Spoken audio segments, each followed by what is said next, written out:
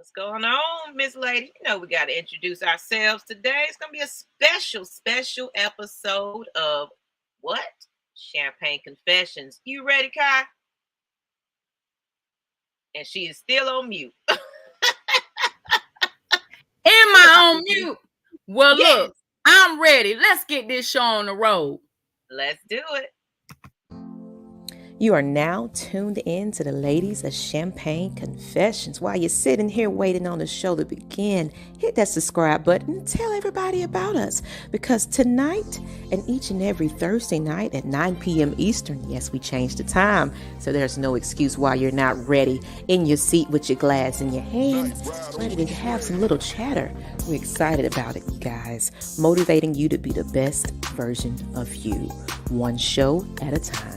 Stay tuned.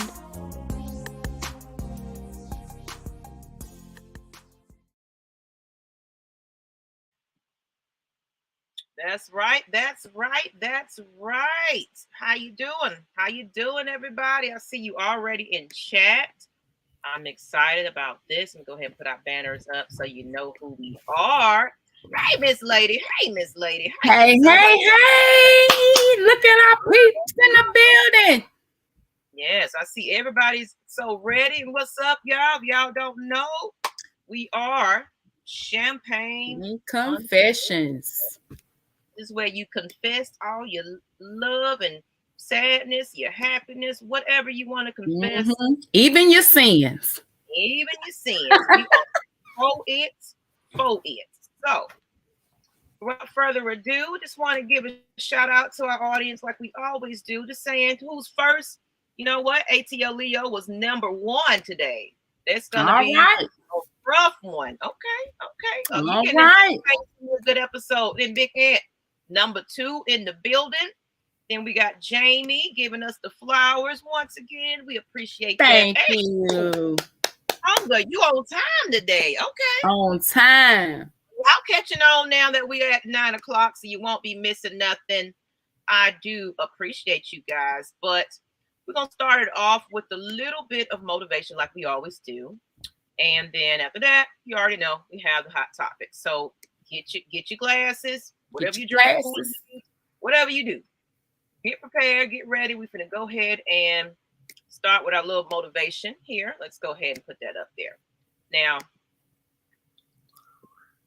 all right. Now, that wig is a little questionable for me. I'm not going to lie. You know, I've seen better hairstyles on Will Smith, but nonetheless, I didn't like the picture. I don't know why. But it says, don't be afraid to be yourself and don't let anybody tell you that that's wrong because the best thing is you. The best thing is you. Yeah, that wig was questionable, but you know what? That I thought was fitting because I remember not too long ago, Willow really coming and expressing to her own parents how she felt pressured from them. So I'm glad you brought that up because it kind of goes into a little bit about a topic today. So what I feel about that is, yes. Maggie, hang on 1 second. Oliver B, hang on 1 second. Let's make sure that everyone can see us. He's asking, is it live? Because he can't see. We are live. We are live. Maybe come back out and refresh your screen and come on back in. But we are live.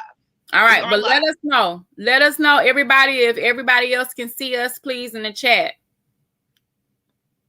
You hear? Yes. I see some people saying thumbs up. So, yeah, come back in. Sometimes, YouTube be tripping. So. But we are live. But so basically it still says waiting on my end. Oh, y'all come. Well, I don't know. The broadcast is going now. So y'all all might have to come back out, come on back in, close it out, close it back in. Yeah. Y'all can get yourself situated because we don't want you missing this moment. But I don't know. I don't know what's happening here, but because I only see one person watching. That's kind of odd. Yeah, me too. Even though everybody's in chat. So come on back in, people.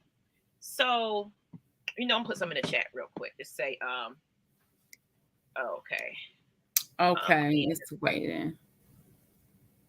close it out, and come back in. I don't know, because we're live. Mm-hmm. That's strange. Okay, guys, hang on. It is weird. If they can even hear us. I just put it in the chat so they can see it. But to keep it going, you already know technical difficulties and everything in the beginning. So I just feel like this is a appropriate quote here, because this is what we're going to be talking about. That pressure of being your own self, and people that are not accepting of it. And then you feel like you have to try to form yourself into what they are trying to mold you into be. And Right. involve a lot of people, like your friends, your colleagues. Oh, you do that, you hang out with that, you're just a little weird. So you tend to hide yourself behind your identity. Let me just make sure people are seeing us. I'm gonna go onto YouTube and make sure we see it. Okay. You did it close. Let me do that too. Okay. Hold on. Let's see. I wonder what's happening. I hope we don't have to end it and restart it. That's what I don't want that to happen. Let me see what's on Facebook. It's life. It's life. We'll figure it out. Let's see.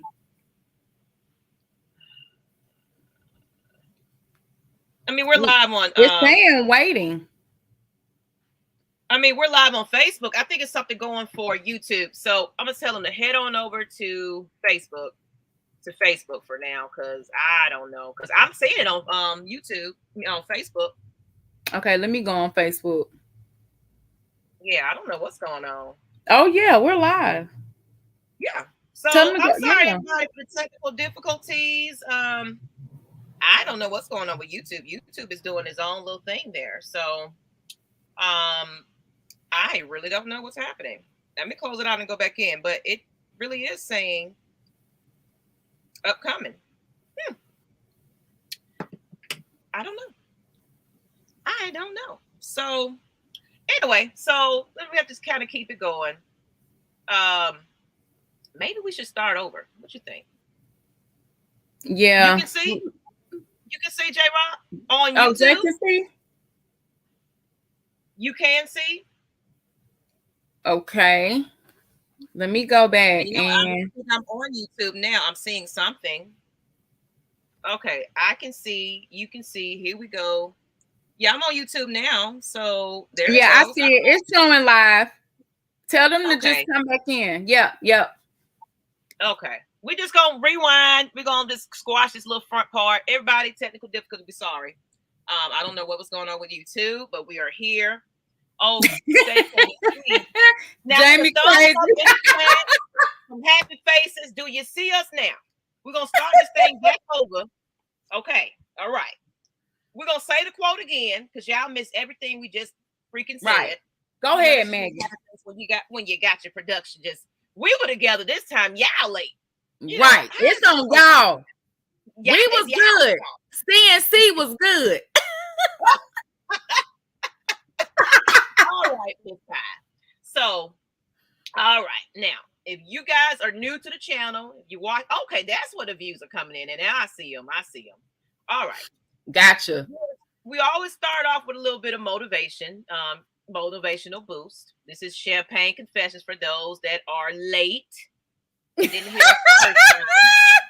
all the people in the chat. I guess they chatting now and they can see us. Okay, share this out so everybody can see us, But the motivational quote for today is, don't be afraid to be yourself, and don't let anybody tell you that that's wrong, because the best thing is you.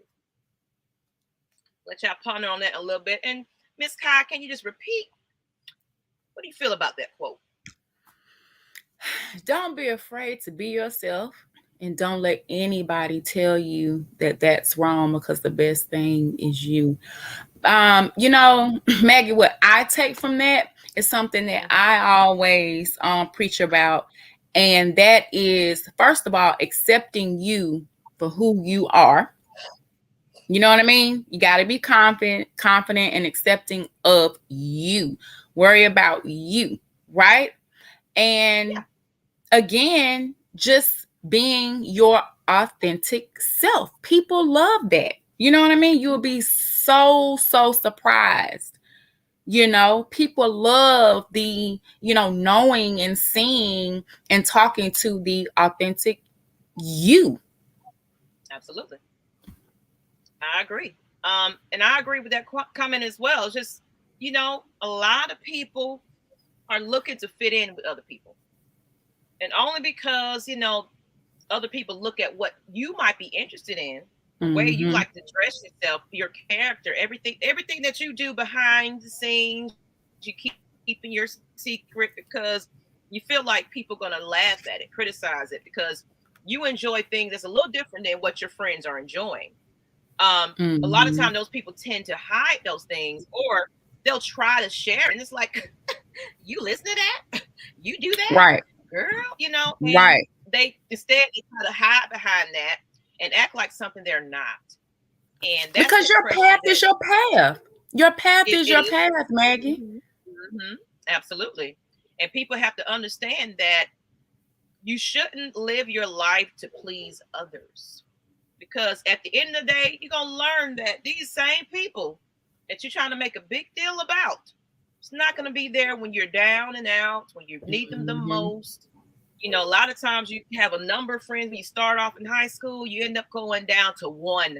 Exactly. That you have the close connection to. So, trying to fit in high school and everything else, you're not going to know half of these people when you get out of there, because everybody's going to go their separate ways. And all that time you was trying to impress and all this, you wasted your time. Those are not going to be your true friends at the end of the day, I had a good friend. Matter of fact, she's in town. We're supposed to be getting together, meeting up, but and she's a little, older than I am, but she was always like another big sister for me. And I remember her saying, when you turn 30 or right before you turn 30, you are going to see your friends start to decline. You know what I mean? And sure enough, that was the truth. She said, you're going to see. So, and that's not a problem. It's with growth. It's with change. It's, preparing you. I look at it for me, it was like preparing me on my path. You know what I mean? And I had to, it's like cycles, different cycles I had to go through, like different people. Everyone was there for a reason and taught me something, whether it hurt my feelings. And of course, I'm not condoning that. And especially, I'm not condoning that, how that made me feel. But at the same time, I'm a always carry, you know what I mean, my past with me. And everything, you know what I mean? Because that's part of who I am. That's part of my path. That's part of my journey. Absolutely. So it is a lesson. And sometimes it does take us to get a little older to realize that, you went through your life trying to people please and fit in. And, you wanted all these friends in your life, but at the same time, you wasn't analyzing those friends. You were just trying to be a part of something, like, and glorify them. And glorify them. So it's like, that's when those cliques come together. It's like, you hanging with this person, I'm hanging with that person. I had to learn to be an individual, because I used to be wanting to be everywhere, do everything with everybody. But then I realized these people ain't looking out for me like I want them to look out for me. Exactly. It's just more of a convenience. It's a fun thing to do at the time. But at the end of the day, these are not my true friends. Like, they're associates, yes. But as far as when I'm like, you know what, I ain't got it together right now. I'm not feeling good. Who is that friend that's gonna sit there? Friend, you want a hug? You okay? Or you just want me to sit here with you? We don't even have to talk. You know what I mean? Do you just want me to be in the presence, just so you won't feel alone right now? You know what I mean? Absolutely. If you just need that body to see something, that's okay too. Sometimes that's what people need. I don't need you to talk. Just sit right here and watch the movie or watch TV with me and just be quiet. And what Big Ant said, half of them people that you trying to impress don't give a damn about you. Say it again. That's true, Big Ant. For that. Where's my microphone? I promise I ain't gonna turn it on. Dang, I can't find it. I don't know where it went. However, that right there, I wish we could highlight that and put, because that's true. That's true. It is. That's true. Because I'm telling you, I can count on my hand how many true friends I have in my life that and I might hit and miss on some people, but I still hold some people dear to me.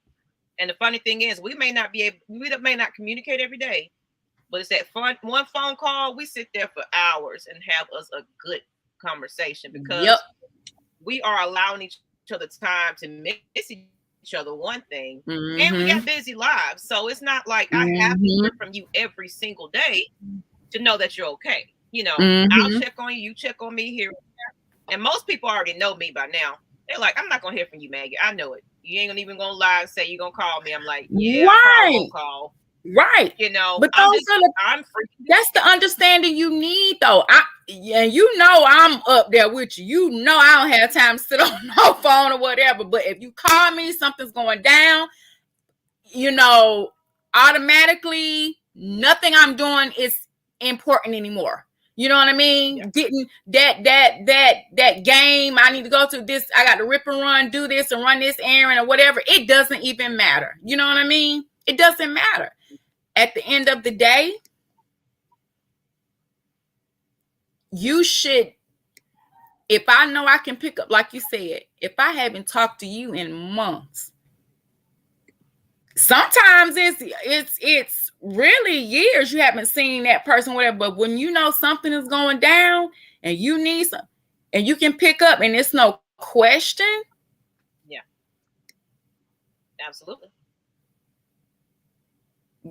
That's real. Like you said, the circle is getting smaller. Yeah, absolutely. But the smaller your crew is, the more real and special and important these are to you. Yep. Because it's like you've been here and I held on to you for this long. You a true one. You know how to say my day one. Your tribe. That's your tribe. That's who is gonna be, down like 4 flats. So and he said, that's my life. And you said your circle is extremely small. So y'all understanding the purpose of this, So he said, them people I try to impress and be in the group turn out to have more insecure issues than I did. Everybody misery loves company. Misery loves company, definitely. So speaking of, let's go ahead and talk about our hot topic for today. Okay. We're back at it. Put that up. Got a nice little hot topic. So, yeah. This one here, if anybody kind of gets into the drama of this stuff right here, y'all know who that is. A little Scrappy and Miss Mama D. And we're going to read a little bit about, if anybody don't really follow it, like I really don't. I just don't care for those reality shows, but they're there. They're here. I follow it. They put all their life on Front Street. And there's nothing wrong with what you watch. I just don't. I honestly stopped watching TV altogether, so I don't watch anything. So I miss all the good stuff. So y'all have to fill me in on all the television stuff because I'll barely watch a series. I still when I get time, when I used to watch.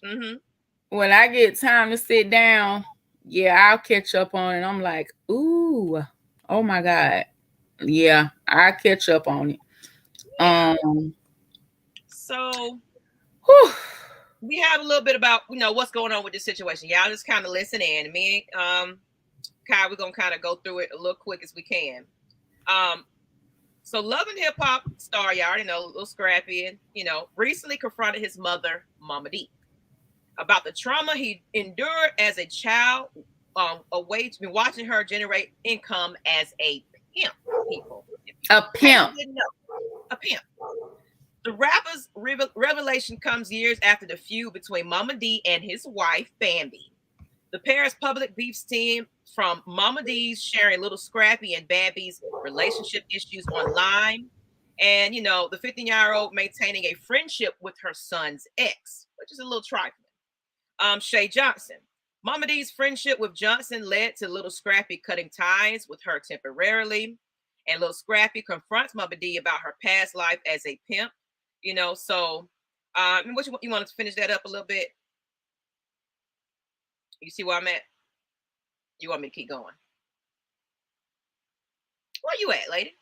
Oh, she's on mute. Anyway, while dressing Bambi and Mama D at his Love and Hip Hop ATO's co-star Spice party, Little Scrappy said, I just want to say this. You my mama. That's my wife. I don't have nobody if y'all ain't with me. I don't have anybody. You got to stop because you don't have nobody. That should make you support this even more because I want somebody. And what he pretty much meant by that is she seems a little jealous about his love for his wife because the fact that mama didn't have it all together like that. So she's just a little jealous and trying to control that situation because she's just mama that wants to interfere with everything else. But I'm right there with it. Right. So, and I'm gonna address Oliver B's question. Okay, so you ended with where did you end at, Maggie? I'm at where it says he continued right there. So you want me to start right there? Yeah, you can. Okay. All right, guys. So he continued as he pointed at Bambi. Now, this was on the show. We're explaining what happened on the show. He continued to point at Bambi. You know what I'm saying? I'm in love with this, all of this. He was talking to his mom and he's pointing at Bambi. I'm in love with this, all of this. You know why I'm the way I am with her. And, Mama D responded because of what you saw me go through, whatever. And Little Scrappy said, no, it was, he said it wasn't, his mom's past relationships, however, that contributed to how he acts as a man, but instead it was her lifestyle as a pimp, It states the 38-year-old said, I grew up in a whorehouse. I grew up in a trap house. So all I knew was that. And I love you because he's saying at the same time, his mother did hold him. He loves her because she held him down and she did what she had to do. But imagine you never been able to sleep with imagine you never had to sleep. He was saying you never had to sleep with your mama 24/7 because you couldn't go in your room. Yeah. Fear for his life. You know what I'm saying? He's telling his mom, you didn't have to deal with that. Yeah. He describes what he considers to be horrors that he saw as a young child, being traumatized. He said you never had to walk in a mother's on dope, meaning he's walking in on people doing dope. The way he was raised and how he had to deal with it. He said he had to do with that, and I'm still dealing. Yeah. She messed up. She's out. I'm sorry, y'all. But the gist of it basically is the way she brought him up, because she was saying she was 21 years old when she had him. So young mother, she had to make a way. So she was pimping and, a lot of people were surrounded by him, using drugs, people using dope around his home. So this is what he was brought up to. And he is basically saying, mama, that's the reason why I am the way I am. And I'm having some childhood trauma from that, because can you imagine a lot of those dope fiends that's in that house? You can't imagine the atmosphere that he was around. And if they felt that open and, they just come up and out of his home, he was enduring a lot, so, and yes, now he's gotten fame and thanks to her, but it's something he's basically saying that he has to completely deal with at this point. I don't know what happened to Kai.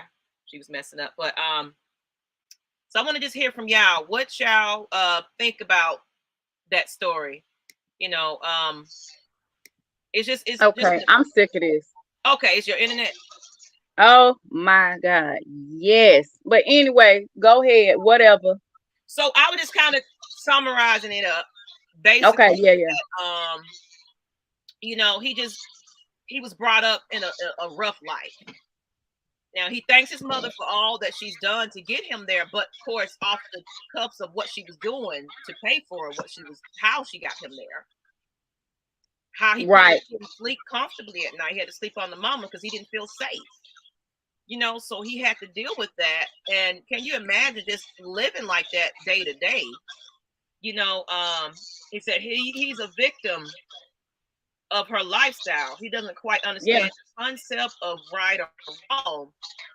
His mama a trip, or is it him? It's both, Oliver. It's both. It's both. And okay, so like Maggie and I was speaking earlier, and I was sharing with her, you know, so we all know he was, how can I say this?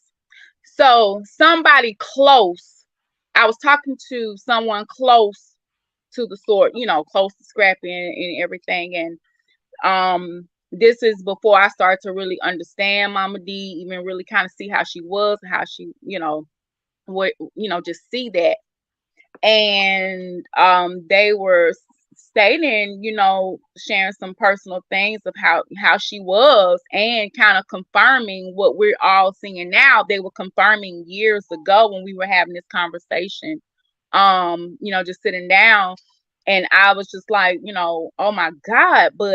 And I remember thinking to myself, she's dealing with something too. Like, she had to go through her own thing. And like Scrap said, because this isn't the first relationship. This is why I'm saying this. It's not the first relationship that, you know, it's been some tension and created some stuff with. It's been, you know, a few, you know, what was shared, and it's still happening to this day. So I'm looking like, wow, they were speaking some truth. You know, obviously there's something going on. But at the same time, you know, with that, I don't even want to judge her and saying, you know, she did what she had to do, but at the same time, she is going to have to accept how, you know, what that did to him. This is a grown man going on 40 years old, a grown man with children, and he's crying out and he's saying, look, this is what, even though I love you, you did what you had to do. You put up money to start my career and everything, and I will always love you, respect, and thank you for that. However, as I was being brought up, yo, like he called, yo, cuz, talking to his mama, hey, hey, I'm going through some trauma. I'm having nightmares. Something ain't right. You know, feel me. You know what I'm saying? Things that, and that's why I have sympathy for some people. It was kind of the same thing with my husband, you know, my ex-husband. You know, he was around a lot of things that he shouldn't have seen, and she had him at 16. You know, so they were growing up together. So it's like, I don't fault him for a lot of the things that he's grown up to see and witness, but it did raise him to be a certain way because of that upbringing around him. So there's a lot of things that he definitely has to work on, as well as things I have to work on, because I have some childhood trauma that I'm dealing with too. You know, so I don't point the finger at him just saying it was just you. It's both of us. But I'm willing to face my, you know, issues. He wasn't. So that's where it came through at. So let's go ahead and get into this conversation now. Right. The reason why we bringing this all up, because we are talking about controlling parents. Now, I'm pretty sure. Now, we're not just saying this parents are disciplined. You know, nothing wrong with that. But controlling parents that don't know how to let back and let you live a little bit, let you make your own decisions.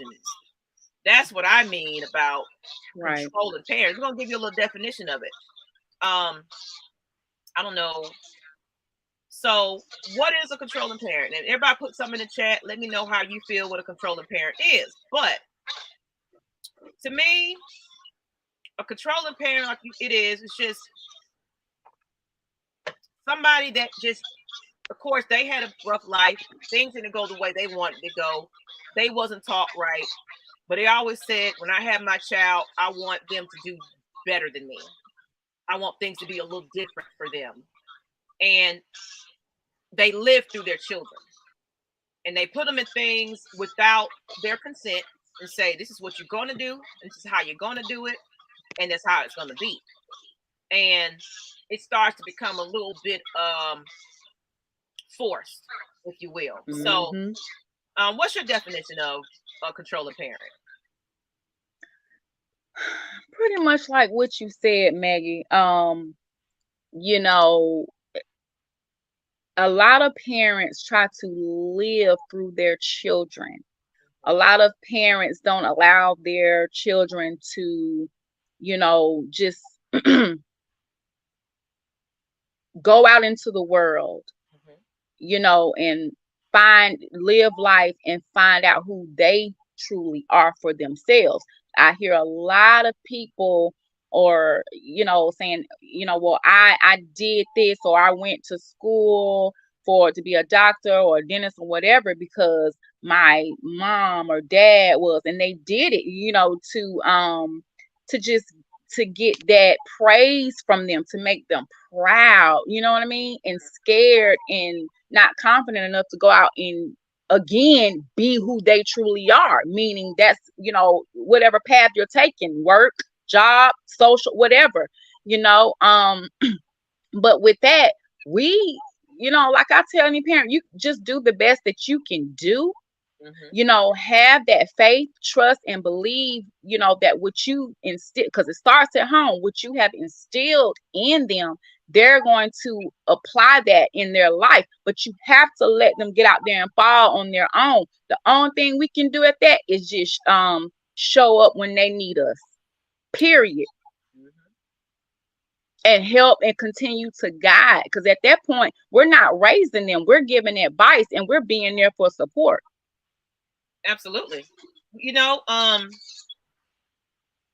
we're gonna get into it because that's just the reason why I raised mine the way I raised mine. But we're gonna get into a little bit more of that conversation. I just want to put this up here. Let me take this comment off. So y'all can kind of see it just a little bit. Thank you, Kutonga. Controlling parents. We got everything up here on these banners. I love it. Okay. But controlling or invasive behavior from parents can result in the loss of autonomy or any sense of control over one's life. The child may feel a sense of being trapped by the inability to make individual choices, overwhelmed by pressure to perform at unrealistic standards, or angered by the constant intrusiveness in their life. This upbringing can also have negative, long-lasting impacts on emotional well-being and mental health. So that's kind of a gist of that definition. As well as we're going to get into the signs as well, but I want to bring this one up too, just to kind of break it down a little bit more. So in the most extreme forms, living vicariously through a child, and this our next question is this a form of abuse? Is it considered abuse, people? It's the question. Because parents may aggressively pigeonhole a child into a role, ignoring the child's needs and feelings. Some parents even become physically or emotionally abusive in an attempt to get their children to excel at certain activities. So, based on that definition right there, is it considered abuse? I think I would say yes. I would say that is a form of abuse, because you are now putting your son or daughter's mental health in jeopardy.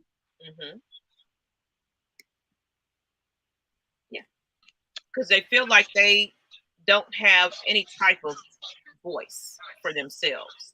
They can't advocate for themselves. Like, Mom, I just don't like this. I don't want to do this. It's not the path that I want to go in. And honestly, it can get deeper and deeper and deeper, because especially when it goes into adulthood, and mom and dad is still trying to be involved in that. And let's get into some of these comments here. Is it abuse, people? Let's see. Okay, what Cool Tonga said earlier said some parents are jealous, to be honest, of the younger group, but I don't know why. Jason just interfering in everything. It says forcing their children to do things against their will, not necessarily chores, getting good grades or anything, but hand selecting their life and or lifestyle. Some parents love to use God's word against you and think it's funny. Okay. Story of my life right there. He said, I think it's my opinion. I always thought the way about Joe Jackson. Yeah. Yep. Yep. And it look their lifestyles. Sure right. Did. And Michael MJ, not to say all, the siblings didn't speak up for themselves at some point, but MJ, his was played out on display. He wasn't having it. You know what I mean? Like, no. And you could see some of that. You could still see some of that trauma, in Michael Jackson. I'm gonna take it from there. Janet Jackson. Anybody watch her documentary or whatever? She also hired her father for being her, manager and everything, because she's like, no, you're still trying to control my life. I don't want to do this. I want to be my own little girl, and I want to do my own music. I want to write it the way I want to write it. This is how I want to be. So he was really trying to control all of them to be what he wanted them to be. And it caused them some trauma, to be honest. I've had people literally say to me or ask me, how does it feel being a pastor's daughter? And I'm like, I'm myself, period. They're going to have to accept me. They know I speak my mind. I'm not going to disrespect them, but they also know they can't put me in a hole. I don't want to say they never could control me, but it was like, I've just always been like that. You know what I mean? I did have my little, you have your little times where you don't feel confident, you know what I mean? But I think overall, I always say I'm like the black sheep of the family. But okay, my dad's a pastor. I do right by people. I live my life, but I'm going to do what I want to do.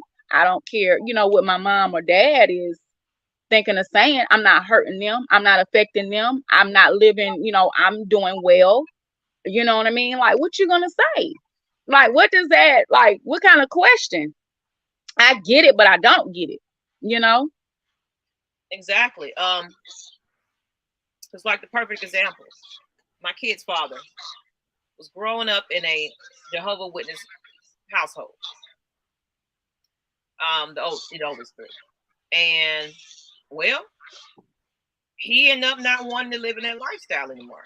When he got older, they try to blame it was me, but I'm like, man, this man was already out that life before he even, he was very unhappy. That wasn't for him.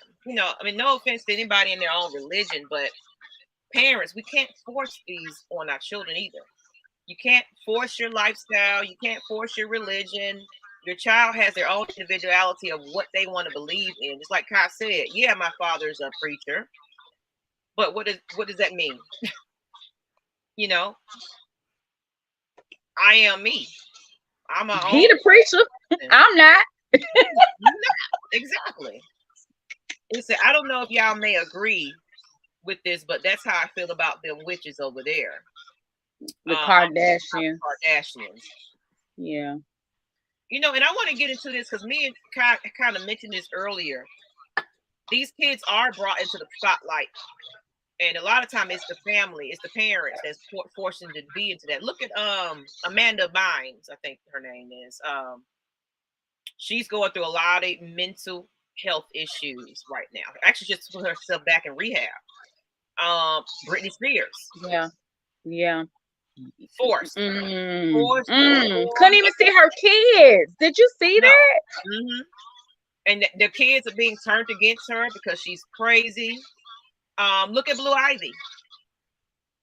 Now, I don't want to be high coming after me, but even though she's getting the hang of it, each video I'm seeing she's getting better. But it looks like Blue Ivy is being forced into that. I'm getting ready to turn my camera off because Beehive coming for you. I don't care. Bring it.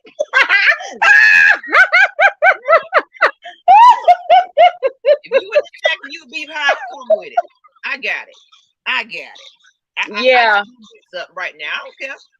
Yeah. It feels like she's. It does. It does. Because Mama want to be proud, but it also doesn't look like that's her comfort zone. Right. Now, Kanye's daughter, the one that's in the spotlight a little bit. It seems like that's her personality just a little bit. Yeah, and she ain't scared to show y'all.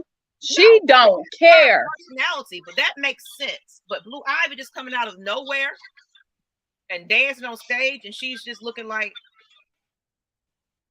I don't know what I'm doing. I don't even know why I'm here, but I'm here because Mama wants me to be here. That's exactly the way it looks to me. Yeah. Well, and we're not saying that's what it is, but that's how it. Yeah. I was watching a short. You know, the short that she performed at the dance at the what's the performance with her mom? What was the last thing B did? Her last big thing she just did. I can't think of the name.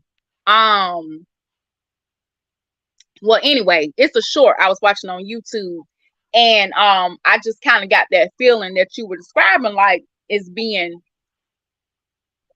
some, forced. Like, I want you to be like mommy, or you do this or whatever. So we'll see. I mean, it's kind of in the sense of Tina knows and Daddy knows how they brought her up into the limelight. The secret behind the whole Jay-Z and her when she was at a certain age, and you get what I'm going there. So it's a cycle that's kind of starting over again. It's like you're gonna be a child entertainer. That's what you're gonna be, Ivy. Why can't she just, run business and sell products and clothing or whatever they got for her? That seemed to work well for her. Exactly. But now you go up there because Mama can dance and sing. I'm supposed to know how to dance and sing as well, or rap or whatever else. Not every child's gonna grab your talent. Now, I have 3 girls. 2 of them got the voices. One of them kind of figure it out. But I ain't gonna say, hey, you better sing and sound like this too. Right. Not everybody's gonna get that talent. Let's see. Are y'all talking about North? Yeah. Yeah, Northwest. Yep. Oh yeah, Amanda Bynes. Yeah, she's going through some. She don't even look the same, y'all. And then she had chopped. Remember when she first chopped her hair off? Yeah, look into that story. She's doing bad. She's going through a lot of emotional issues. She was going through the same situation like Britney Spears. Being kind of drugged and locked away and forced to be a star. That affects you got to let the kids figure it out. Absolutely. Right. Let them find their own identities, and then you'll be surprised at the talent that comes out of them differently. Not everybody's gonna follow in Mama's footsteps, doing the same exact thing. Kind of look at Michael Jordan. They doing other things. It's the same thing. Like what I love about Shaq. Shaq makes his kids work and go to school and make something of themselves. You're not going to just live off of my money and do nothing. You need to own somebody and be something. Just because I'm your dad. And that's the same thing with me. Blow up or something like that. I'm like, no, you still working for yours. You still going to earn your own. I'm gonna take care of you, but don't think that I'm gonna just take care of you for the rest of your life and you just that lazy and nothing. Yeah. I was having a conversation with someone you know, as far as money, generational wealth, leaving behind. I mean, I said, well, you know, I don't believe in that statement of I just want to give my kids this. I don't want them to ever have to work and do all this. I don't agree with that. I even put it in our will, you know, they don't get whatever until a certain age. Like they are 30 years old at that point. Like seriously, I want you to learn. I want you to go through it, get through it, learn, be humbled in everything. I want you to face some challenges, of course, within God's hands, Him protecting and covering you and getting you through. But I need you to go through your journey, you know, the right way. I'm not about to help you cheat out of your lessons that you need to learn, because if I do that to you, if we do that to you, then we're enabling you. We're not teaching you that you have to work for it. You know what I mean? You have to. Like, I'm not doing that. I mean, because And they're looking. You brought up the Kardashians family. I know you talk about Madonna too. One thing these celebrities don't realize, this money is like how they're always in the spotlight on TV. These girls can't even cut up a cucumber. Can't even do for themselves on their own. Like, you really raising some dumbass people at this point. And that's that. If you don't know how to cut a cucumber, that's never mind. I'm just saying. So it's like money ain't everything when you're dumb as hell. That's that. I'm you know, okay, sorry if we're offending anybody who is watching or will watch, but that makes no sense. That shit is stupid. Let me just go ahead and say what I'm saying right now. Y'all know I said I'm all down for shit, damn, hell, and ass. Those words. You know, it's the ones that I said I don't want up on this platform. But however, that's some stupid shit. And I'm gonna be and yeah, it's the pastor's daughter saying shit. That is ridiculous. That's ridiculous. Yeah. Yeah. So you don't know how to wash your clothes. You don't know how to make you know, one good meal. You don't know how to do anything for yourself. And I don't like when these mamas sit up here making their grown sons plates. Get your ass up and make your plate. I'm not doing it. Get your ass up. So we got the definition of what a controlling parent is, and I think we might open it up to the chat just in case they want to get in and say something. But cool. Let's talk about these signs of a controlling parent. And while we're doing that, maybe we can go ahead and put some in the chat, let everybody know that we're gonna open it up to conversation today. You want me to Okay. I'm gonna put this in the chat. Okay. Let me put our thing in the chat. Yeah, I'm getting ready to put the link in the chat if you all want to join. My bad. I put it in the wrong chat. Go ahead, ma'am. So while are we talking about the signs of a controlling parent? Okay, so these are some signs to look for in controlling parents. We kind of reiterated just a little bit on our own definition, but they're interfering in everything. Use of manipulation tactics, conditional love, demanding obedience, harsh punishment that do not align with the offense. Just always you gotta go and lock yourself in the room, close your door, turn your light off.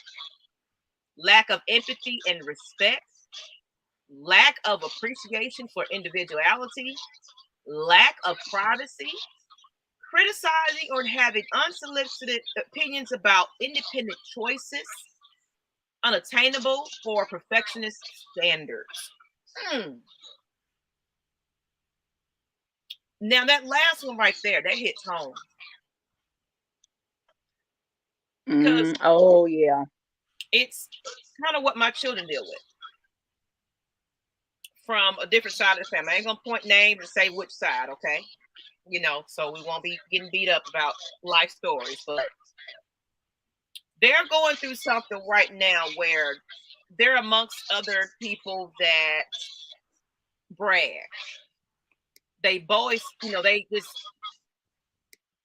pretty much just celebrate success only. The bragging rights, more. Oh, this person over here is doing this in this school, and she's going to Harvard. Everybody, oh, but you're just doing this little stuff. That's not good enough for me. That's what my children are going through, and they constantly have to ask me, Mom, I just hope this person, is proud of me. You think they're going to be proud of me? Or should I wear my hair like this? Should I have my hair in this color? Should I do this and do that? It's like, for one thing, you're here with me. You're in my household. I'm feeding you. I'm clothing you. I'm making sure you get your schoolwork together. I'm making sure you freaking graduate. My daughter did it, y'all. She's a graduate. Yes, and congratulations to my girl. She had trouble and struggles and everything trying to compete and be the best she could be because she had high expectations from other people to do better than she put herself up to be. But it beat her down when she wasn't catching on as fast. She got behind on her work, and that pressure is what messed her up the most, because it's like, I'm not living up to that person's expectations. Everybody else in this group chat is praising everybody else doing these great achievements, but you're overlooking the small feats. Right. It's not good enough. Oh, that little stuff you're doing, that don't mean anything. You're not going to Harvard, though. What about college? You got to do that, right? Not everybody is set to go to college or right away. Some people are just trade school worthy. It's sometimes small little baby steps to get to where they want to be. Not everybody is equipped for that. Not everybody's test takers. Not everybody does well in school. Let's just keep it real. And the very people that are pointing the finger at you didn't quite do that either. Right. And you don't need to go to Harvard or Howard or wherever, to a top school to get what you need to get on your path and be successful. So let's stop that. And of course, I'm not knocking college or anything, but,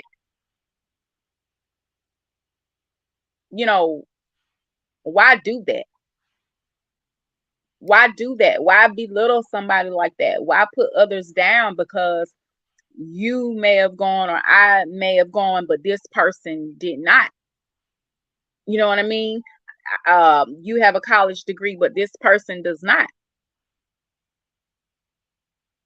That's why we say, you got to stick to your path, and other people, y'all got to mind your own business. Thank you. And get back in your lane and on your path, because you interfering. Who said? I think somebody just said something about interfering right here. Yeah, interfering in everything. Like, please, can you get out of my lane and get back on? You just passed your exit. I'm getting ready to get off mine. So this is what I was dealing with. Honestly, it was like, there was my everyday struggle with my oldest, because she was just like, I don't feel like I'm doing good enough, Mom. I'm seeing all these posts and these chats with my family, and it makes me feel worse because they're not acknowledging me. So how is she feeling? Like, because I know this had happened a couple of weeks ago. How is she feeling like now at this moment with that? How is she feeling?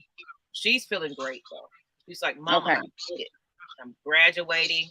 She worked. I'm telling you, those last 2 weeks that she was staying in school overtime. Like, she even got focused. Teachers understood that she was really trying to push. They even let her bring her assignments home and do it. She was coming home doing work. She was dedicated to get that done. Because all I said was, baby, just graduate. Just graduate. That's That's all all I you gotta care focus about. on. Let's Mm-hmm. focus on one thing right now. We can worry about all your other the secondary education afterwards, but focus on one thing. If that's all you can do right now, that will make me happy and proud that you stuck to what you was supposed to be doing at this point. We can overlook Mm-hmm. everything else. You can get there when you get there.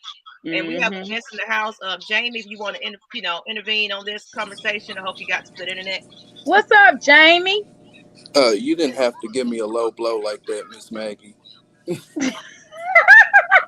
We all got some bad internet around here. But you know how it go, Jamie. Come on Yeah, now. I She know. just she just wanted the warning at least. That's it. That's all. Yeah, no, I was using a Boost mobile device, so Okay. yeah, I saw you come on and come off. So I was like, here we go. yeah, okay. And then did you hear that slick shade? I was using a Boost mobile device. Yeah, you Yes, said that, Jamie. But go I did. ahead. What's But up? yeah, I wanted to iterate on number 7 on signs of controlling parents, lack of appreciation for individuality. Mm. Let me put that back up. See Hmm. it again. Hmm. And that goes along with what you were explaining, Maggie, too. Yeah. The lack of appreciation. Hmm. Um, Everybody, including children, have their own uniqueness. So it's like I noticed that some parents don't show that or notice that about their children, and they Mm-hmm. want and they forcing them to be someone that who they're not. Yeah. So it's like okay, they're getting the grades, they're being respectful to adults or anything, not getting into trouble, but yet it's not good enough to the parents. They want them to be that sibling or that child that's not theirs. Why can't you be more like that child? Like, oh, Yeah. yeah, Yeah. Because the way it's set up with my children is more like, well, this person is doing this in this type of career. I think that's what you should be doing. You should go over there and study that. You should be this and do this. Like, no, that's right. that's not what I Mm, want to do. Like Hmm. my child, she loves fashion. She actually wants to, design clothes and little things like that. So it's like, and she right. wants to be a photographer as well. And I encourage that more than the big career because you can make a. There's careers in being a photographer. There's careers in Yeah. designing clothes and making up people and everything else. Hmm. You can be whatever Right. you want to be in life, Exactly. Exactly. and that's what I highly encourage.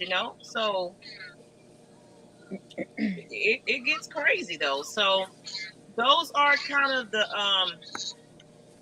the signs again of controlling parents.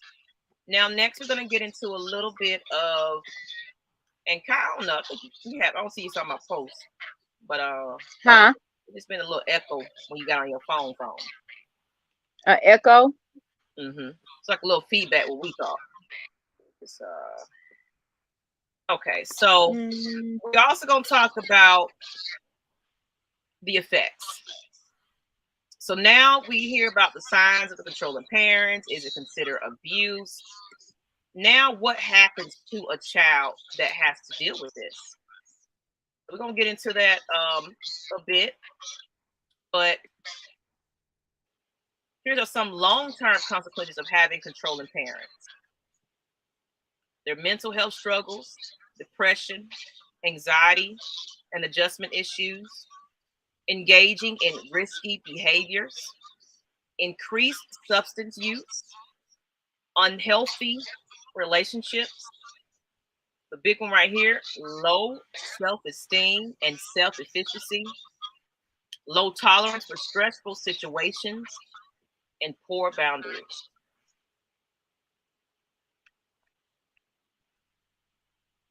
That's deep.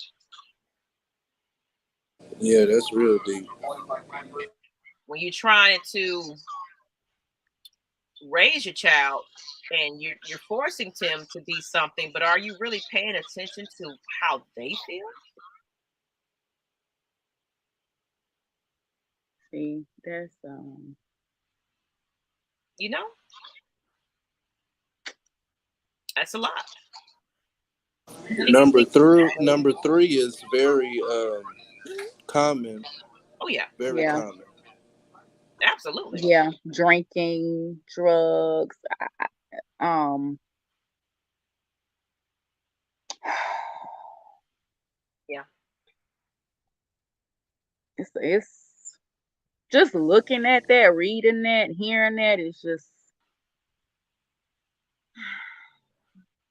Yeah. again. I keep thinking. I just keep thinking about this is really bringing me back to what we were just discussing when I told you when I saw that scene, with Scrappy, like the hurt, man. And then he's a grown man, so you think about these children Hmm. who are feeling. That's why, along with you, Maggie, we think about our kids' mental health.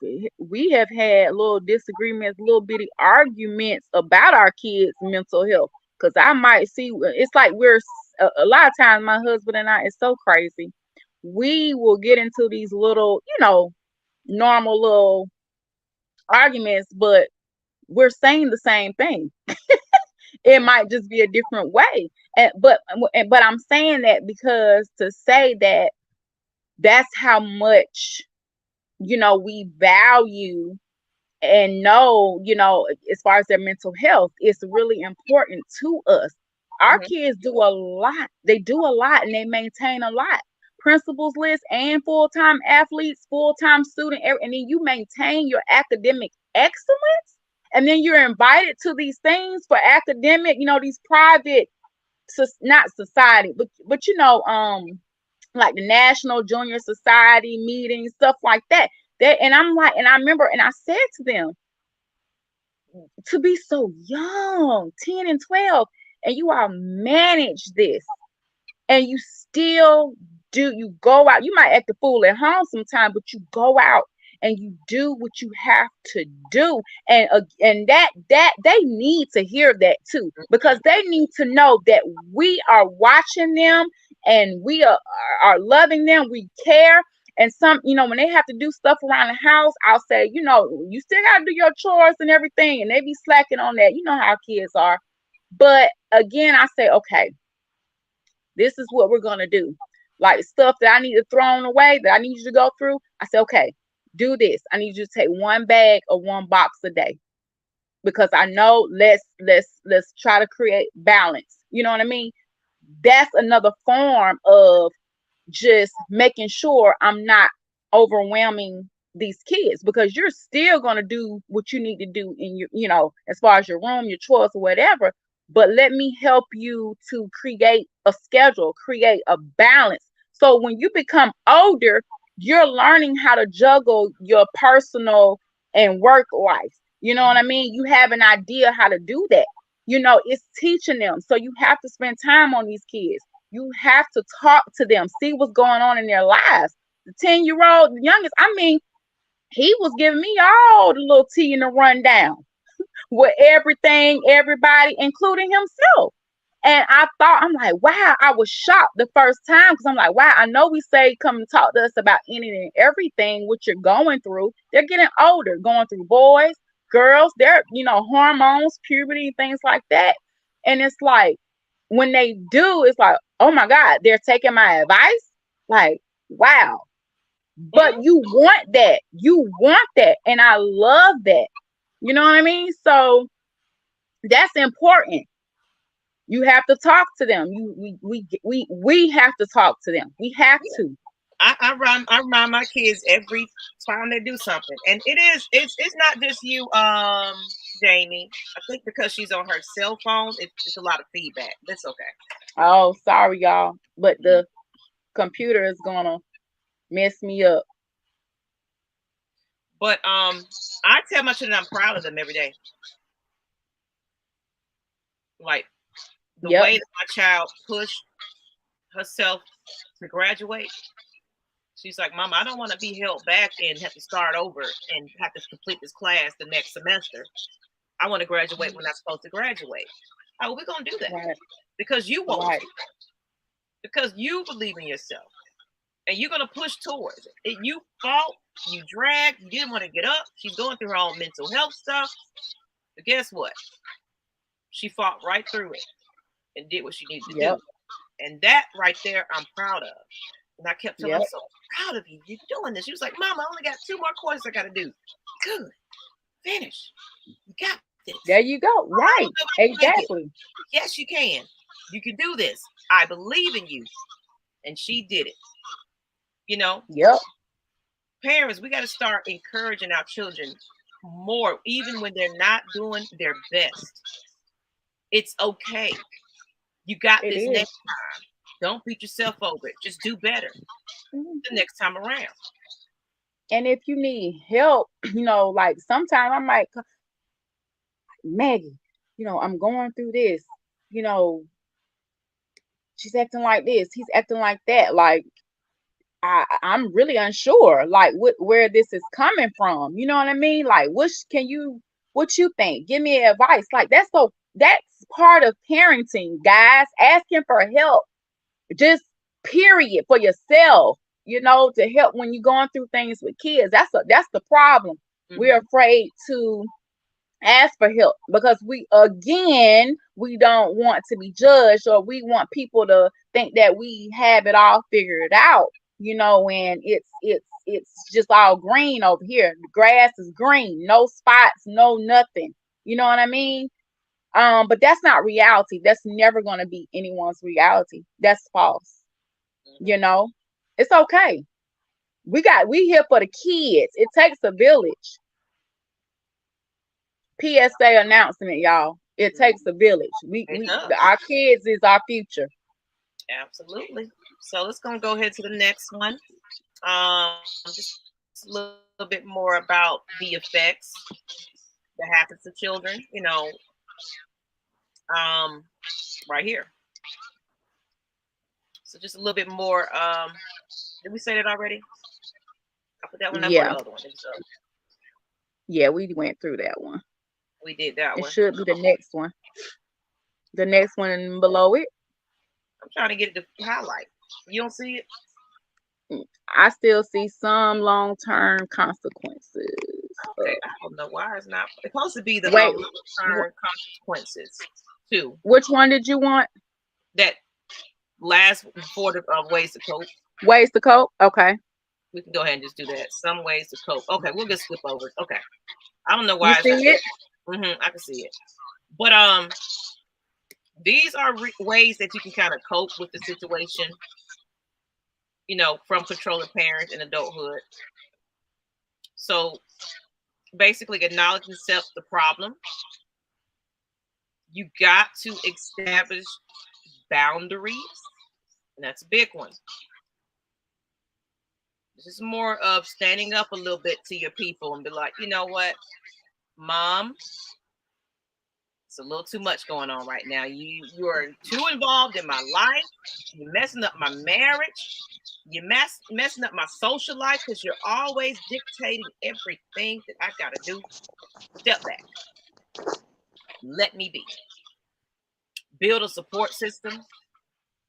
Take a break from them and create space. Choose your battles. Utilize healthy communication skills. Increase emotional wellness.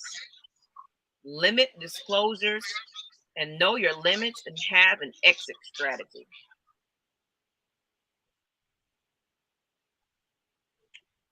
Maggie, what you think? How you feel about that? Those are good. But one thing I didn't mention is when these things just don't work and you still have low self-esteem, you still don't feel good about yourself, you don't feel like you have a say-so in your own life, and it's ruined the relationship that's been around you outside of that. People walked away from you, people divorced you, people just like your mommy and daddy is just too involved in your life. I don't like this, I'm out. It's that emotional sadness they get from it, the abandonment, the getting help, seeking help is one they missed about coping.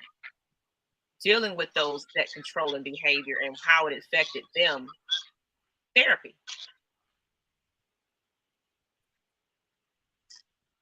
Exactly. That's that's why I asked you how did you feel, because I'm like, at the end of the day, you can people, they can try steps 1 through 9, and then it's still nothing. And that is where you, like Maggie said, you have to, that's what we talk about, acknowledging, you know what, I need to seek professional help. I need to talk to someone because I've tried. I don't know. I just can't grasp. Mm-hmm. I can't exert this. I can't put any action behind all of this because I'm saying it to myself. I'm even looking at myself in the mirror, but I still can't feel it. Let's I let's can't feel it. let's get a little deeper than this. What if your Let's go. child is gay? And mom and daddy just said, you know what, you gotta dress like a girl, you gotta walk like a girl, you gotta heels like a girl, and you just has been forever uncomfortable and hiding behind yourself. See, that's why I go back How do to, you control that situation where a person's just like they just want to be their true identity, their true self? now, okay, since you want to get deep, I want to ask you a question. Mm-hmm. Because I think you mentioned this before. We talked about this some weeks prior. You remember you mentioned that you always felt that you know, like both, men and women, more so women, I believe you mentioned to Mm-hmm. me.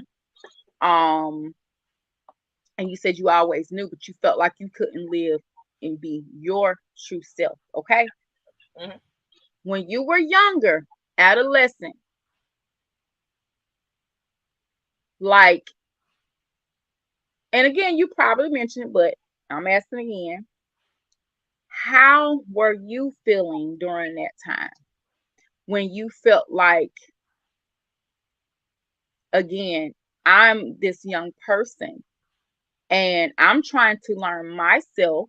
I know I feel this way, but I feel as though no one really understands me, or they're hearing me, or they're seeing me.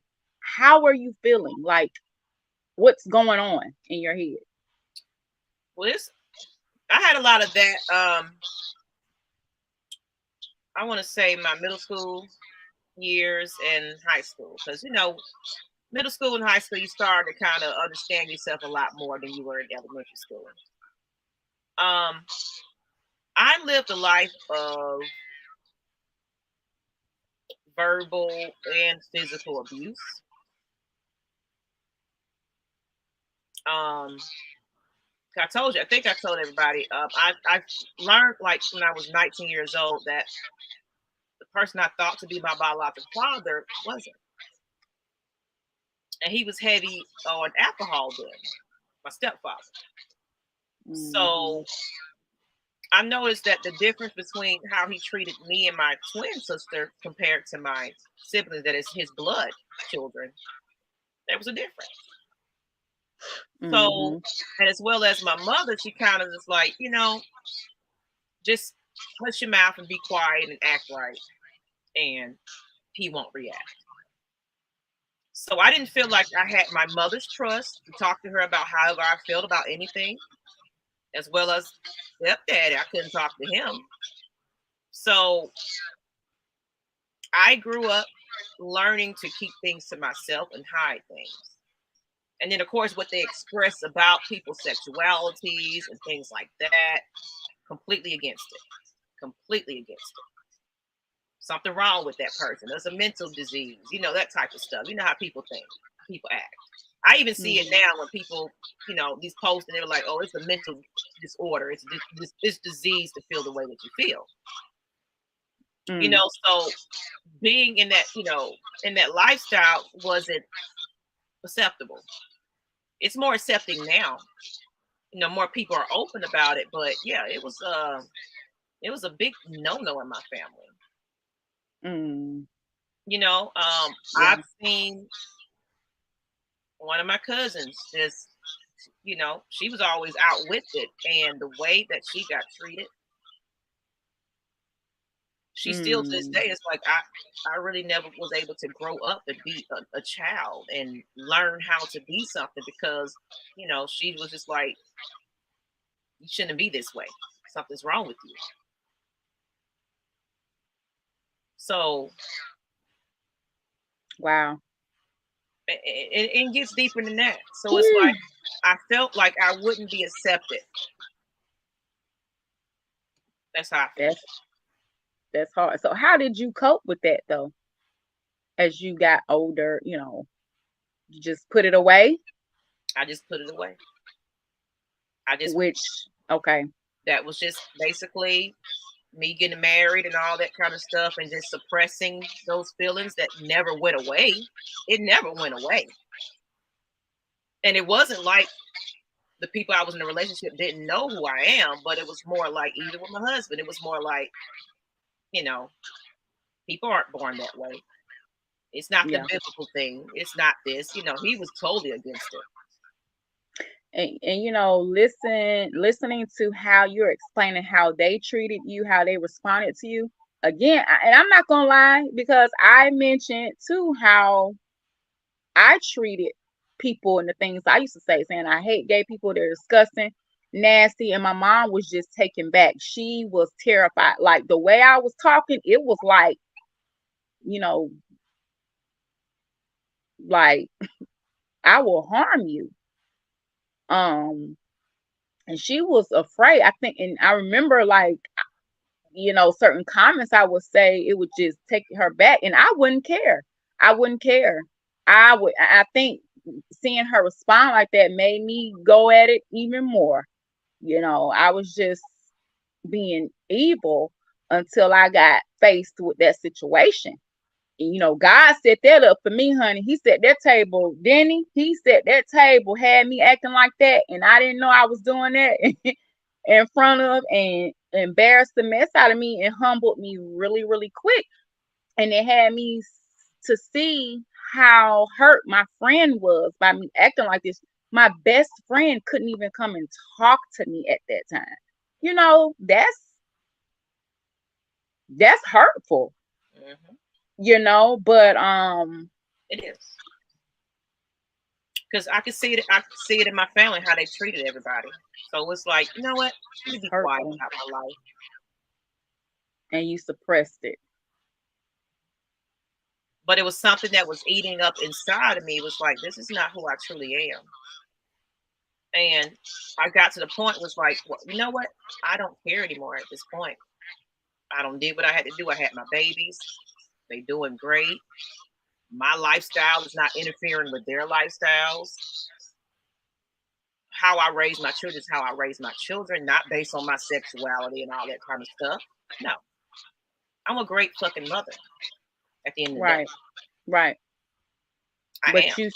you still felt like you weren't Honest. you were really again suppressing for others, weren't, just you let that get to you. You were making them happy at that point instead of making Maggie happy. Absolutely. So if you are a parent out there, and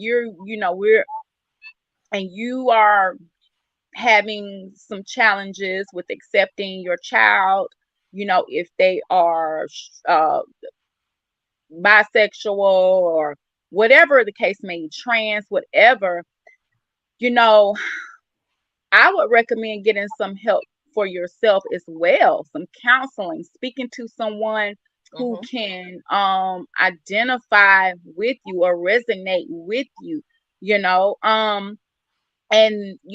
If you are that child, I would advise getting some help for yourself too. And hopefully, you all can get counsel together, as a family, to understand what that other person is going through, because that's hard. It's really hard. But ATLEO, see, this right here, this is what makes me mad. Hold on. Where is that? Go back right here. My upbringing was living in an abusive slave mindset home. I was told to do better on my own with no help, and everyone was waiting for me to fail. And when I did, like me, when he failed, it was a Super Bowl party.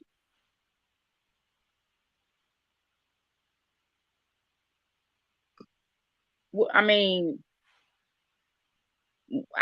I would, if I could, I would ask the question. Um, my interview question would be, um, why? This is my microphone to the parents. Like, why? What was going on? And again, that tells me it's something that they were, how, something in their upbringing, how they were taught. You know what I mean? Because I go by saying we work with what we got. Yep. Where did that come from, to where you would then turn around and do that to your child? Man, Mike, what you got? My name is That's Michael right. Anthony, ma'am. Hey, My name is Michael Michael Anthony. Anthony. Okay. I think there's an underlying issue. I don't think a lot of our issues come from who we personally believe we are. I think it's always a lack of education. When people know what they know, they just go with that. That's their world. That come from our parents, grandparents, great grandparents, the parents before them. And I think a lot of our issues, we know what we know, and we're comfortable with what we know and who we are, and we're unaccepting to change. We're unaccepting to helping each other grow. We're unaccepting to, you know one of the biggest things is unaccepting to letting God ultimately, if this person needs help in whatever area, just allowing them to hear God's name instead of hearing your name constantly over and over and over again. So I don't necessarily think a lot of people have the capability. I think everybody has the capability, but I don't think everybody is willing to allow that person to go through whatever they need to go through. And I think that's why a lot of parents, they know what they know, what they know, because they parents, they were hard, they were unwilling. And especially back in the old days, it's like, certain conversations, especially for black people, um, we weren't allowed to express feelings in any type of way. So I don't necessarily think our parents are, damaging us. I think the lack of our ego, and the lack of willing to learn. So it's like if you're unwilling to learn, that's gonna hurt, everybody, including yourself. So it's like I think we just got to get in a position where we're willing to, like, all right, why do you feel like this? All right, are you willing to listen? You know what I'm saying? Just be willing to talk and listen to that person and understanding why they're going there. And I think that's that's how a lot of people end up with a lot of mental issues, um, emotional issues, is because the people that they love most are unwilling to listen to them. So Yep. I don't necessarily look at our parents and, them for the mistakes. It's like I think it's just a generational thing that's continuously being passed down, that we're unwilling to listen. Mm-hmm. Yep. That's really the key to anyone becoming, a better them. You Yep. got to be willing to get out of your own comfort zone. You got to be willing Yep. to, to listen. All right. It's like I said, for me personally, I was afraid. I was a scaredy cat. growing up. I was a scaredy cat. Why? Because all my mama told me is, from like 5, 6 years old, all my mom always told me was like, all right, if you do this, they're gonna go out there and shoot you. If you do this, they're gonna go out there and jump you and beat you up and all that type. So I was always leery of that type of stuff. But that's how she grew up. She came from a small town. She wasn't used to the city, so she was afraid of everything. So I like now, it's like when you get older, you kind of realize like that's just the way they were taught. So you kind of always you got to learn to forgive, but more so than forgiving, it begins with asking this question: why is your stepfather like this, Maggie? Why is your mom like this? Why is your dad like this? Why was your brother like this? Why is Mad Mike so quote unquote angry all the time? You know what I'm saying? Like you gotta ask those questions, and when you ask those questions, you'll get the answers. But Well, I don't think people slow down to get those answers. That's what I just say. I well, don't think people slow down to get those ask those questions. I mean, well, no, I mean, And I get what you're saying, but and of course, I know the reason why they act the way they do. I mean, I know about their upbringing and everything, but that's where the problem lies. Okay, yes, generation pass it on down, but we got to stop that. Somebody got to put an end to that yep, generation passing down. yep, Somebody yep, got to say, you know what? I know what my mom and dad passed down on me, but I shouldn't continue this cycle. exactly. It And starts that's what start somewhere. You got to exactly, start somewhere. exactly. You Matter just of fact, can't key them, point but what you Maggie can't keep said. going with that. So it's like I'm raising my children to have individuality. Each one of them got their Right. own personality, what they want to do and how they want to do it. And it's like, you know Hmm. what? It's your life. This is what you want to do. This is who you want to be. Don't listen to nobody Yep. else. Yep. Don't Yep. please. Don't do this because your dad wants you to. Don't do this because I want you to. You do it because you do. Because at the end of the day, I'm not going to be Hmm. here forever. I'm not going to be here forever for you. You got to be Maggie, able to be happy in your own life, truly, without what anybody you else just said, knowing. what you just sorry, Maggie, cut you off. I'm lagging a little bit. Sorry. Um, going back, you said mentioned about uh breaking the generational curses. Okay, yeah, we understand, get it. It's understood. I feel as though both my father and my mother have lacked on some things. I can see where it comes from or whatever. And like I said, I understand. So I went through my blaming and pointing the finger stages. I did, you know what I mean? Trying to forgive and why you don't do this is, da da da da da da. But then I said, you know what? Okay, thank you. Because you have taught me something, mother. You have taught me something, father. Mhm. I am going to flip the script, and Absolutely. me as a parent, now I am going to take what I've learned and reverse that and say, I the curse is broken. Now I'm teaching my kids and showing them certain things that I wanted, that I felt like I needed from you, wanted to see, wanted to feel, whatever the case may be. And I'm going to apply that. So let me do it's going to start with me. The fixing is going to start with me. We're going to break this right here. So we I all uh, Okay. agreeing I tonight. got a question for All y'all real quick. you Can know, I ask you a question? Can I go ask ahead. y'all both a question? I got a Yeah. question for y'all. How do we know we getting it right? We don't. You don't. First of all, when you like how with me, we talk about, we're spiritual people, whatever. I'm gonna walk with God. I'm gonna pray. I'm gonna ask him to order and guide my steps. I'm gonna pray about it.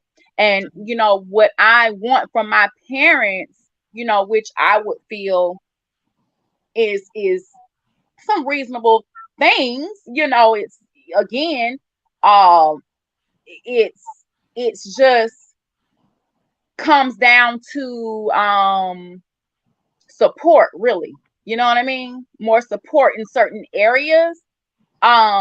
So the word support, I mean, it's that's good. Support means a good thing. And so I'm taking those things and I'm saying, hey, okay, you know what? Since I know how this made me feel or makes me feel, I'm gonna continue to talk to my kids and I'm gonna make sure that I am pretty much it's kind of go along with practicing what you preach. Okay, you saying your parents didn't do this or they did that or whatever the case may be, but you're projecting that onto your kids. So at the end of the day, I'm not going to I'm gonna try my best not to project that onto my children, and I'm going to recognize that it's going to be easy for me to identify. So now I'm going to correct that. Mhm. And I mean, You know what I mean? and it's not like you're gonna be perfect either. You're not gonna get it right each and every time. Right. And I was before the show started, me and Maggie and I talking chat backstage, and I'm like, yo, all I can do is show up for my kids, yo. I'm like, cause at the end of the day, me or Brian cannot, flip them on their ass and look for instructions. They don't come with it. They don't come with it. Nor do they come with, a return receipt. It ain't. We just have to do the best that we can. And like I say, we pray about it. We walk with God every day. Order my steps. Like seriously, yo, because I need to be focusing on what I need to be focusing on. I don't need to let X, Y, and Z get in my way of that. Mhm. You know what I mean? So guide me on today, because I ain't worrying about yesterday, because yesterday is gone. I have gotten the lessons I needed out of yesterday, Wednesday, and I'm applying it to Thursday. I'm taking one step at a time, one day at a time, and just doing the best I can. What you got to say And on that? that's what you can do as a parent. Just at the end of the day, show up. Let your kids learn. Let them live their lives. Pray for them. I had to get rid with our oldest daughter. She went through that craziness and whatever, becoming a young adult. And it's like, okay, graduating from high school and all that, you think they know everything, and they get smart, and you like, okay. It hurt like hell to cut her off. It hurt. But little girl, I'm going to tell you this. I'm getting ready to turn you over to the Lord all the way. I am going to pray for your safety. At the end of the day, I'm going to pray for you. As long as you're alive and you well, but you're going to learn right now, because it's stopping right here. And that's teaching and breaking some curses too. Because first of all, I'm teaching you boundaries. You know what I mean? It's boundaries. Someone asked, what's your secret? What do you use, to stay, your skin health and all that? I said boundaries. Boundaries. It's called boundaries. And we just had to let it go. And guess what? It worked. Because it worked. Mm-hmm. It worked. I'm gonna show you better, because we did everything, and you're not a child anymore. You a woman now, 18 and up. You know what I mean? So you say you an adult, you say this, you say that. Congratulations. Let's see how you do. And she just said, "Ooh, I'm so glad I have my parents." Oh, because now she had to fall and see and learn how to appreciate her mom and dad. Sometimes you gotta let them go and turn them over. That's why I asked. That's exactly why I asked that. And the thing is, we all are different, Mm-hmm. but we have that inner voice. We can hear that inner voice when we say, when things are happening the exact same way all the time, and it's something after something after something after something after something. You're doing something. Yeah. You're doing something wrong, and you have to take the time out and slow down. So the reason why I asked that is like, what's that inner voice? How do you know you're getting it wrong? the signs are clear. When you're doing wrong, things pile up, things continuously when you're going through a growth period. The signs are clear. Mhm.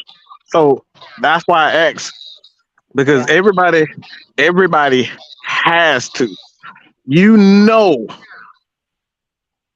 you Yep. know You do. for sure, but it comes down to acknowledging that. Yeah, that's And what I like was I Yeah. said, gonna say. That's what I was gonna say, Mike, because it's like hmm people see it, they know it, they blame everybody else for it, but they deep down in their inner voice, you know you the one that's fucking up. You know you're hmm the one that's in the wrong, but you don't want to acknowledge it. You don't want to address it.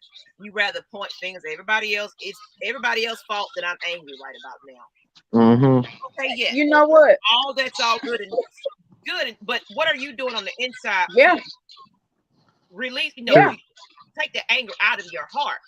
Yeah. Pointing at everybody else, but you're not addressing the situation at hand. That I Yeah. have an anger issue. I have some issues my damn self that I got to deal with. And that's a pride thing. That's right.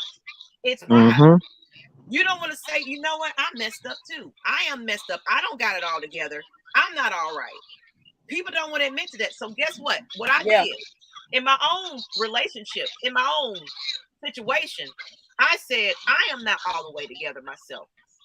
I gotta go seek some help. I need counseling. I need to find Mhm. myself. And I knew that this repeated thing that kept coming over and coming over is like I gotta address the inner situation.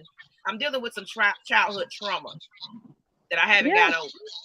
So I need Yep. to face that. Or it's gonna always be everybody else is doing me wrong and all this kind of stuff, but I'm also not addressing the inner voice in me that's saying I'm just a sad little girl that's Yeah. really never had to face Yep.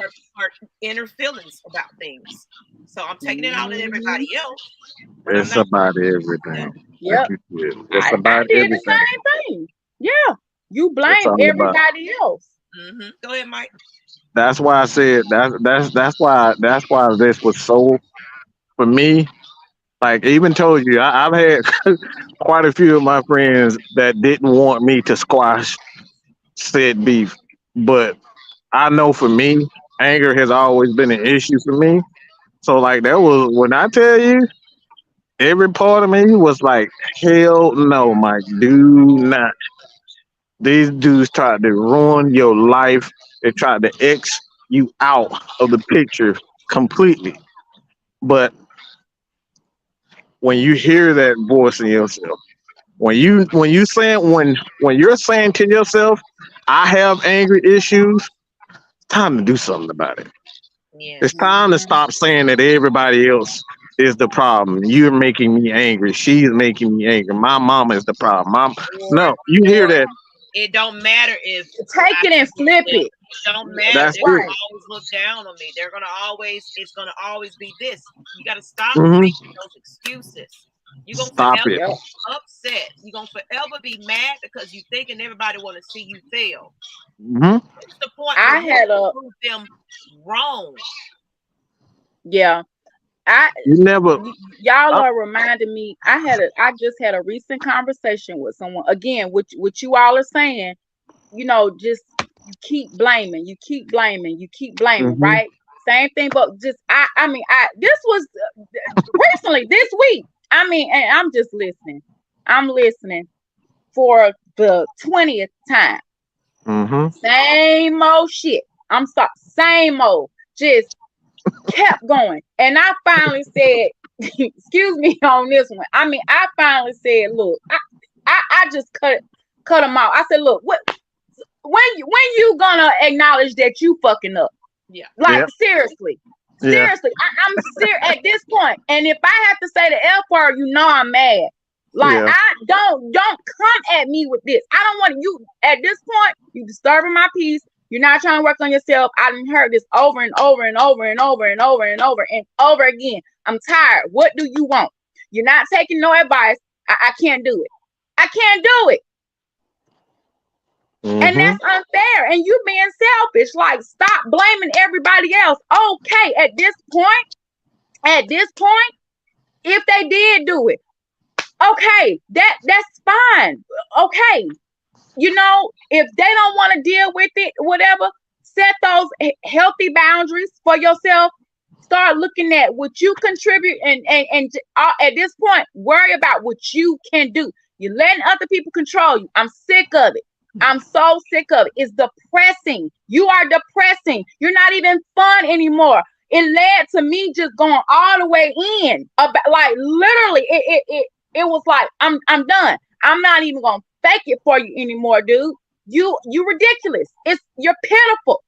Mm-hmm. Do something with yourself. Let that shit go. If they're not gonna get, it's fine. Move on. Work It's on fine. you. Do what you gotta do, yo, for real. Like, Mm-hmm. stop. Because at the end of the day, you You got a part too. You do. It's like, you know what? You're not taking the advice. I asked you to do this.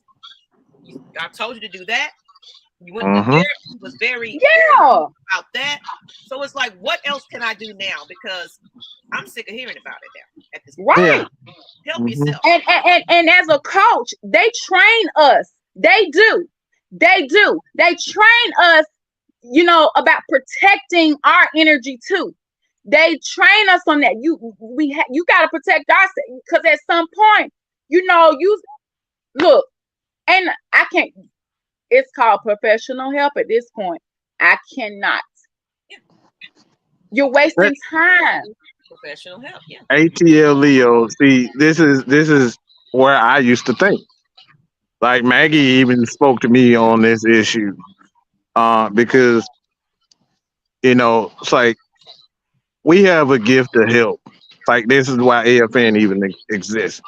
And I was like, man, I'm not helping nobody else. Forget everybody. And I was like, I was done with helping people. But the problem that we have is that you won't get out of your feelings. It's come down to this. We got to get out of our feelings, bro. Sometimes we got to be live and direct. You in your feelings.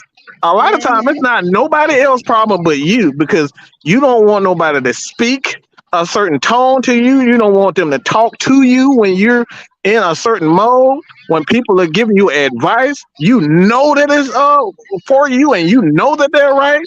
It's your problem. Mhm. It's your problem. So a lot of times it's like you messed up because you help people. No, that's never the issue. That's No. never the Right. issue. You should never feel like, oh, I messed because I helped somebody. You did that Yeah. because you did that from the kindness of your heart. That's Right. their issue. Right. Like for Right. me, Right. when I do something from my heart, Maggie can tell you. Everybody from AFN is like, look, I believe in this kid. I believe in this person. I believe. Look, let's bring him in and show him how to do X or X or X. Look, that's Right. something that I did from my heart. So whether it will hurt, whether or not it hurts, look, that's something that I got to get over real quick.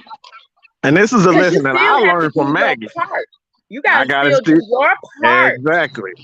That's It's something that on I learned from them. Maggie. You know what I'm saying? Maggie and a few other people. It's like, Mike, you got a gift.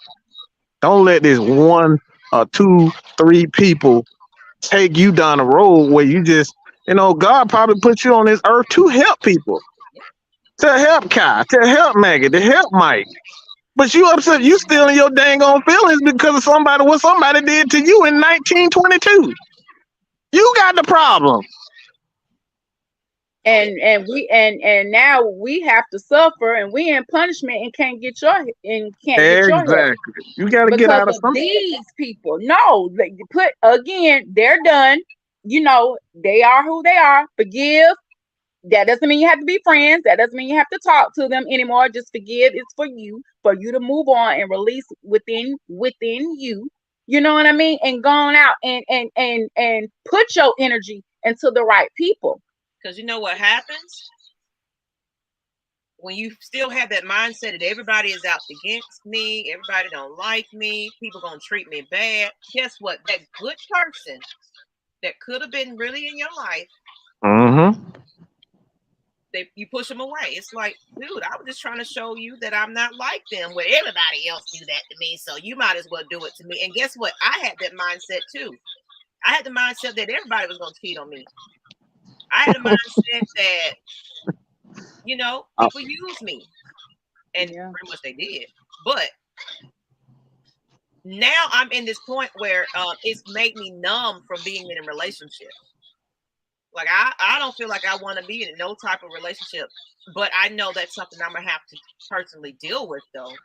So I'm not gonna Hmm. try to live in that and dwell on that. So I'm gonna go seek some professional help about this. But I really am like I cannot. People are so nice to me now, want to take me out, want to do this, and they're trying to show me, hey, there's a different person, there's a different life, people that really care about you. But to me, my heart is blocking that right now. Well, I'll say this. Okay, I understand what you're saying, but at the same time, you're still Healing. your situation is still brand new. That wound is open. The people that are trying to court you or whatever, date you or whatever, and do whatever, that can be overbearing as well. And they have to learn how to give space because, again, I mentioned when you keep holding on, trying to grab on, you're thinking you're bringing that person closer to you. You're really, you know, Pushing them away. Just pushing pushing them them away. away further. So that person on the other end, or people, whoever, has to at some point understand that you're freshly, you're going, you ain't even divorced yet. You're going through a divorce. It's still fresh. The ink is fresh. So yeah, your heart is blocking, but I'm gonna kind of tell you, you're allowed that right now. I can't really say, Maggie, damn, it's been 3 years. When you gonna open up?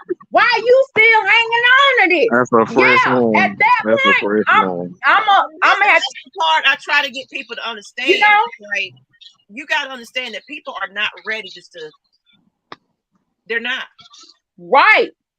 So I Don't mean, if you talk to them. watching, you listening, like hear us, like we're speaking, we're trying to help. We're trying to, even if it's one person, we're trying to, start this movement. We're trying to help one person at a time because that's a big deal. Because that one person can go out and teach another one person, and that one person can go out and teach another one person. Like this is real stuff. So you are allowed to have your heart blocked. It's Your time fresh. to This heal. is fresh right now. So, like I said, eventually, just at this point, the advice would be to you, Maggie, just allow the time to heal as you go on day by day. Just allow it. Just be open to saying, you know what, right now I'm fresh, whatever, but I am going to allow time and God, my whole spiritual team got my back on this one.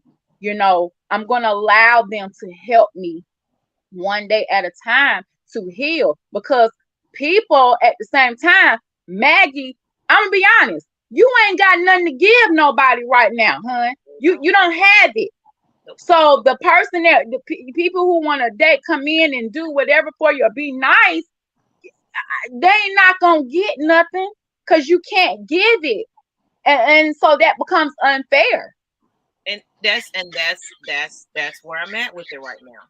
That creates argument, it creates irritation, toxicity, that, and it makes you push all the way away from people.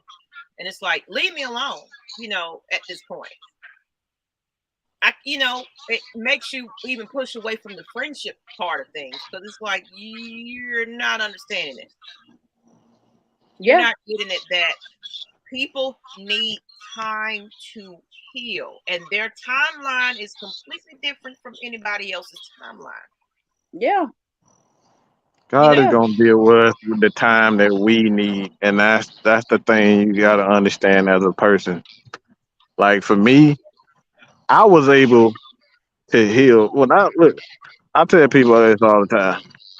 I have I there's only one person in my life that I can say I got positive affirmation from, and that's my dad. That's it. But like I didn't get that from girlfriends. I didn't get that from my mom. I didn't get that from my aunts. I like I vaguely remember my grandmother. I didn't have any of my grandparents. So when we talk about a connection to women and having that positive affirmations coming from them, man, look, I don't know how to decipher. I'm gonna be real. I don't know how to decipher the two. So I got a major trust when women tell me, "My God damn, but yeah, I want you. I need you." I'm looking at her like this bitch trying to set me up. Excuse me. That's how I think because I've never had that. So when I hear that, I freak out. Freak out. So what I'm ultimately saying is I'm at I'm at a point where you have to show me. You have to show me that you're down for me. You have to show me that all right. Even if I cuss your ass out and I don't want to talk to you for 2 months, you have to show me that all right. You real about what you're saying because not everything is going to be a honeymoon. And I think that's the biggest thing when we come down to relationships of any sort, friendships, husband, wife, whatever. I like it comes down to understanding that this person needs this amount of space. They need affirmations. They need somebody to be there for them, financially, whatever they need at that particular time.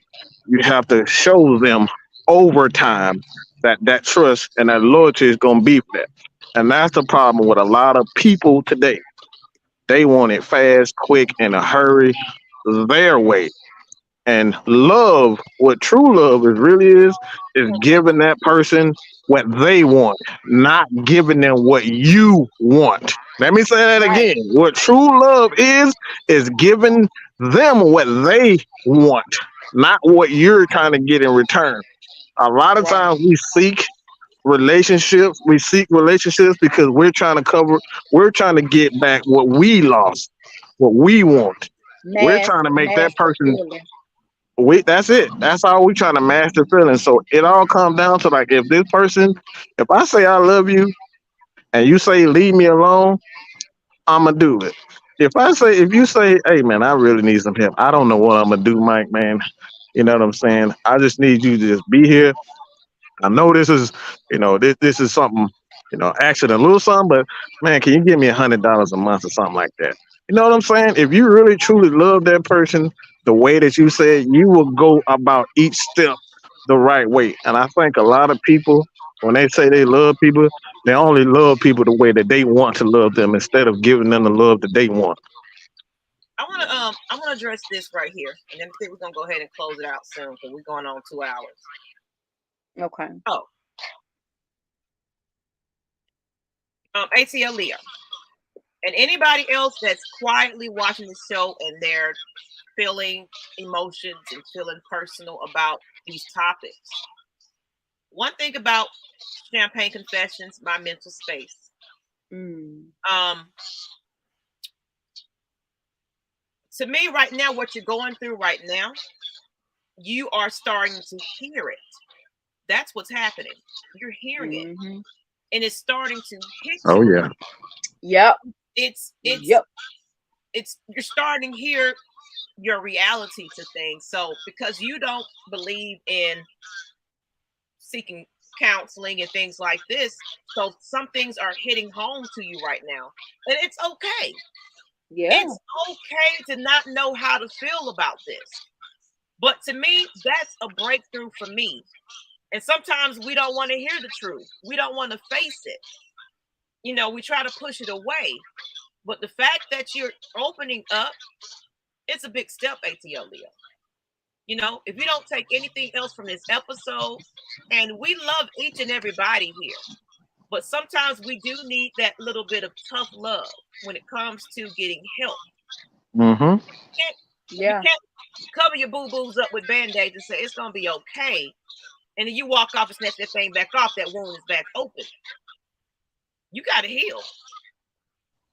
You gotta God heal. wants to help us. We gotta help God help us. That's the You have thing. to, You you want you have, want Same. you want Yeah. more riches. You want more riches. You gotta prepare yourself for that Yeah. riches. You want a bigger house. You gotta prepare for that bigger house. You gotta help people Telling and you, help God help you. You can't I'm sit there telling and just you, say, "Oh God, I want to move." Well, you gotta get up and do something. I'm telling you, Move. and it's uncomfortable. It is uncomfortable, but he puts us through it and he'll get us through it. And like what Maggie said, what Mike said, it's hitting home to you. It's uncomfortable. It makes you, it angers you. You know what I mean? It's like you don't want to deal with nobody because the truth hurts a lot of the time. I don't even want to say sometime anymore. A lot of the time. It happens, man. It happens. And then after that, you start facing the dark side of you. You start facing Mm-hmm. your actions. And then you got to, oh my God. I mean, I know Wow, I with say that. me, on me, the tour I went, I mean, it was crazy. I'm talking about it made me so miserable because it opened up my, it was almost like sitting, you know how people go in the attic, they get out of the old thing and be watching the movies on the little screen back in the day and having fun. It was like my life was playing Yeah. over in my head from when I was younger. It was playing. I saw the little Kai. I mean, the teenage. It started playing up until now, and it was hard to accept. Even though, yes, people had wronged me and did their part or whatever, but Jesus Christ, the hellraiser that I saw from myself, the bully that I saw, it was like, oh my God, you talking about Satan's best friend. Yeah, Yo, I'm definitely a bully. I mean, I was on a roll and it was because I got tired of people shit, man. So I put up this wall and that's why I say I understand Mike. When I first saw him and whatever. I understood that. Oh, I Hmm. understood because I Oh felt yeah. that too. I understand ATL Leo. I get it. A lot of time, and I'm careful with saying I understand. I know exactly how you feel, whatever, because I haven't, I can sympathize, but I'm careful with Not that. So walking when and I say I everybody. understand, Mhm, I understand it like mhm. to the core. It's like, what is this? But you gotta hang in there, and you have to surround yourself with the right people. But at this, Maggie and I, Mike, Maggie and I, we sympathize. We had an empathy for people. Shoot, we be wanting to cry and all those. But at the same time, um, you know, if we have to go ahead and give it to you, you know, real quick. No, seriously, if we have to say, Yeah. look, this is it, yo. This is it. It's only because it's coming from, we're a family, man. Yes, This is supposed to be our safe haven. yes. I know we're live. I know it's our show, but guess what? We are protected. God covering us. We don't care if the haters watching, if they like us, if they saying something about y'all. We got y'all. We backing you up.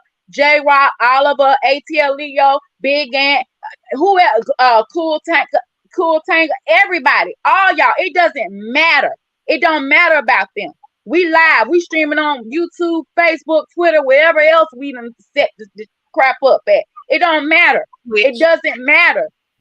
But if we need to go ahead and tell you the real deal instead of, we've done weeks and months of, oh yeah, I get it, I It's gonna understand. be okay, dude. It's gonna be okay, sweetheart. You can stay Right, mad at him. right. Nah, bro, don't that's take not me gonna now. help you. It's gonna be It's all right. over with now.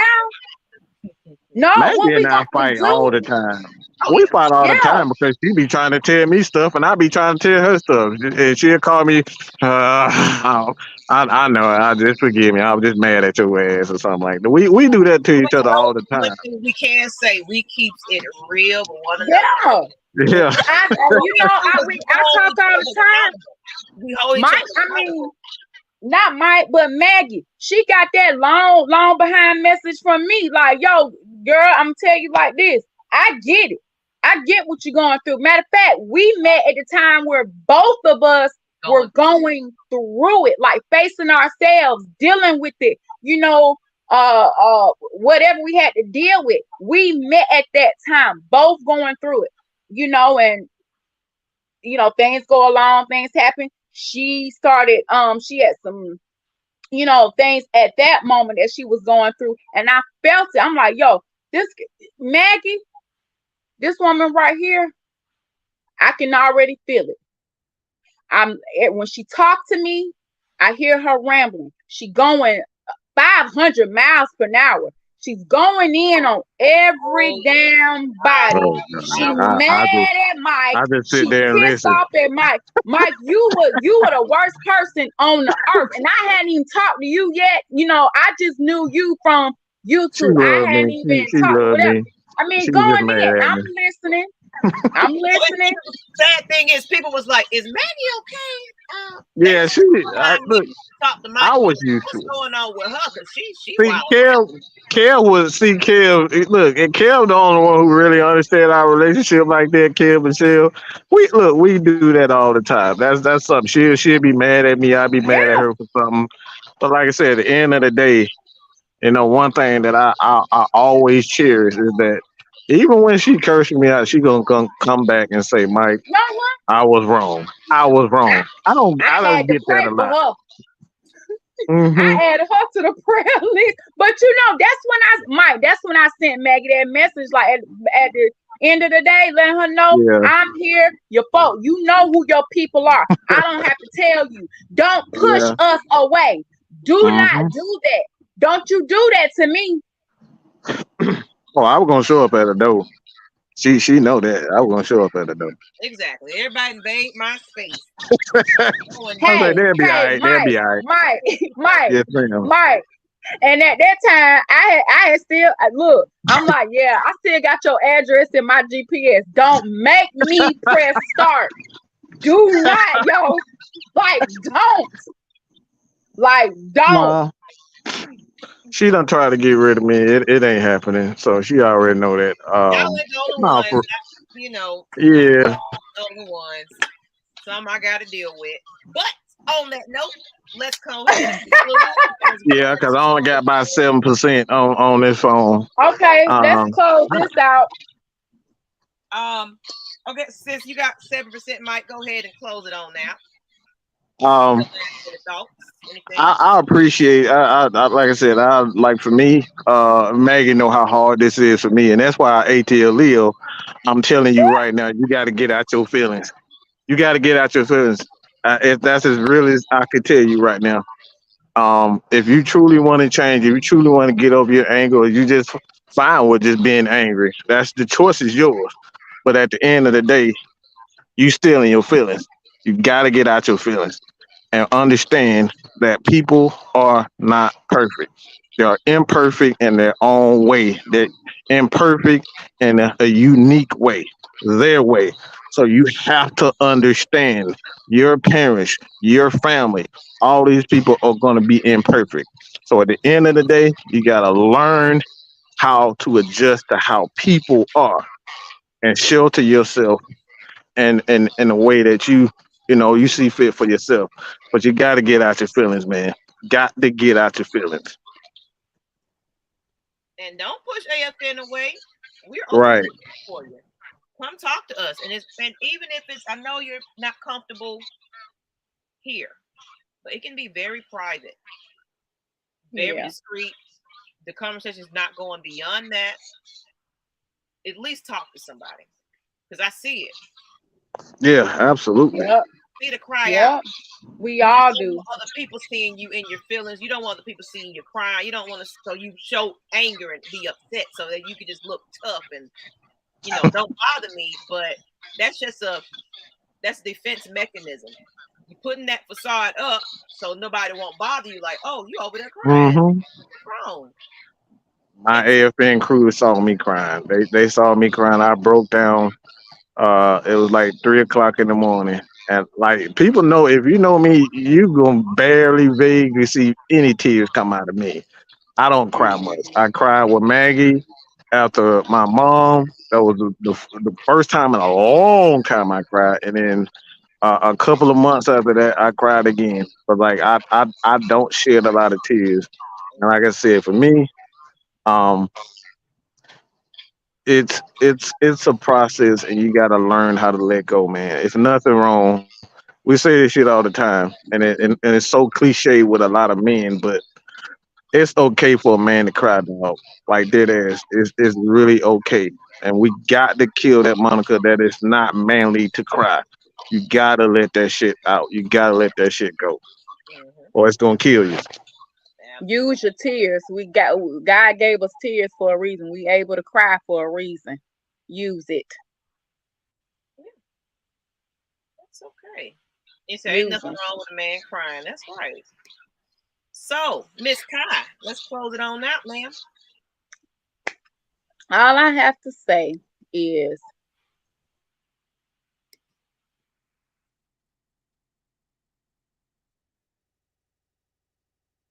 pray for yourself. Ground yourself. Start there. It has to. It has to. Everything starts within you. You got to pray for yourself. Pray about this. Pray about your actions. Pray about the way you're feeling, that anger. Pray about that.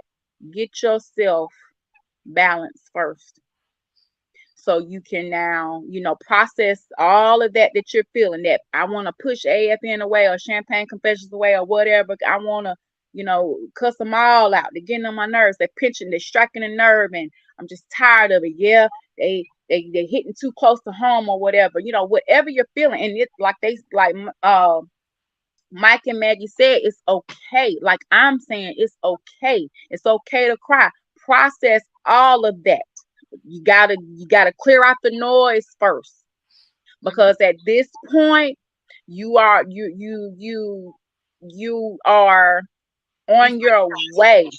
He's You're recognizing on your way. it. Hmm. Let yourself process. Allow yourself to process. Take it in. Then you'll start to understand other people, like Mike said. Learn how to, just navigate through life, because this ain't the first time, this ain't going to be the last. You're going to come across some things, some people, whatever. But when you understand that, again, you're not the only one going through things. You know, other people are going through things. Yeah, they might not handle it how you handle it. They're handling it in the way that they know how. So when you know that, and we stop taking things personal, you know what I mean? It's more people for you, and that's going to be down for you than Absolutely. they are against you. And I'm telling you that. I can almost promise you that and put my life on that one. When somebody, and that's what helped me to even be on the show, do live shows or whatever, to stop giving a F what everybody else thinks of me, how I look, how I sound, what I'm saying, I mean, whatever else, you know just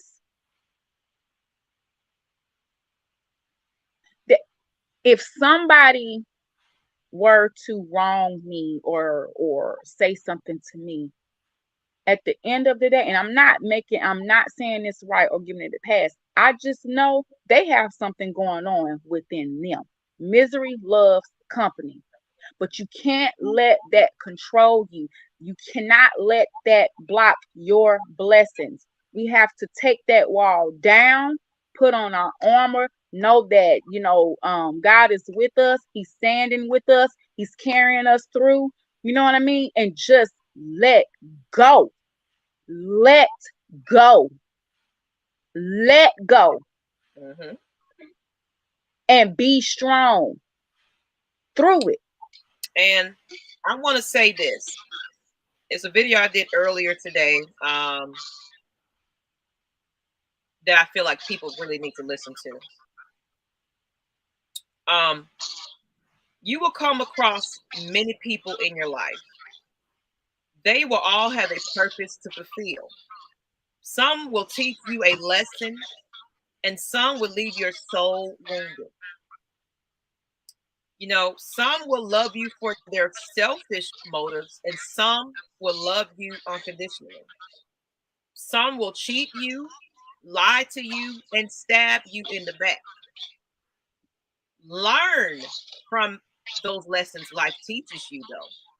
And don't waste your time on people who are there in your life for their convenience and who would never take you seriously. You're too busy worrying about these people that are no good in your life.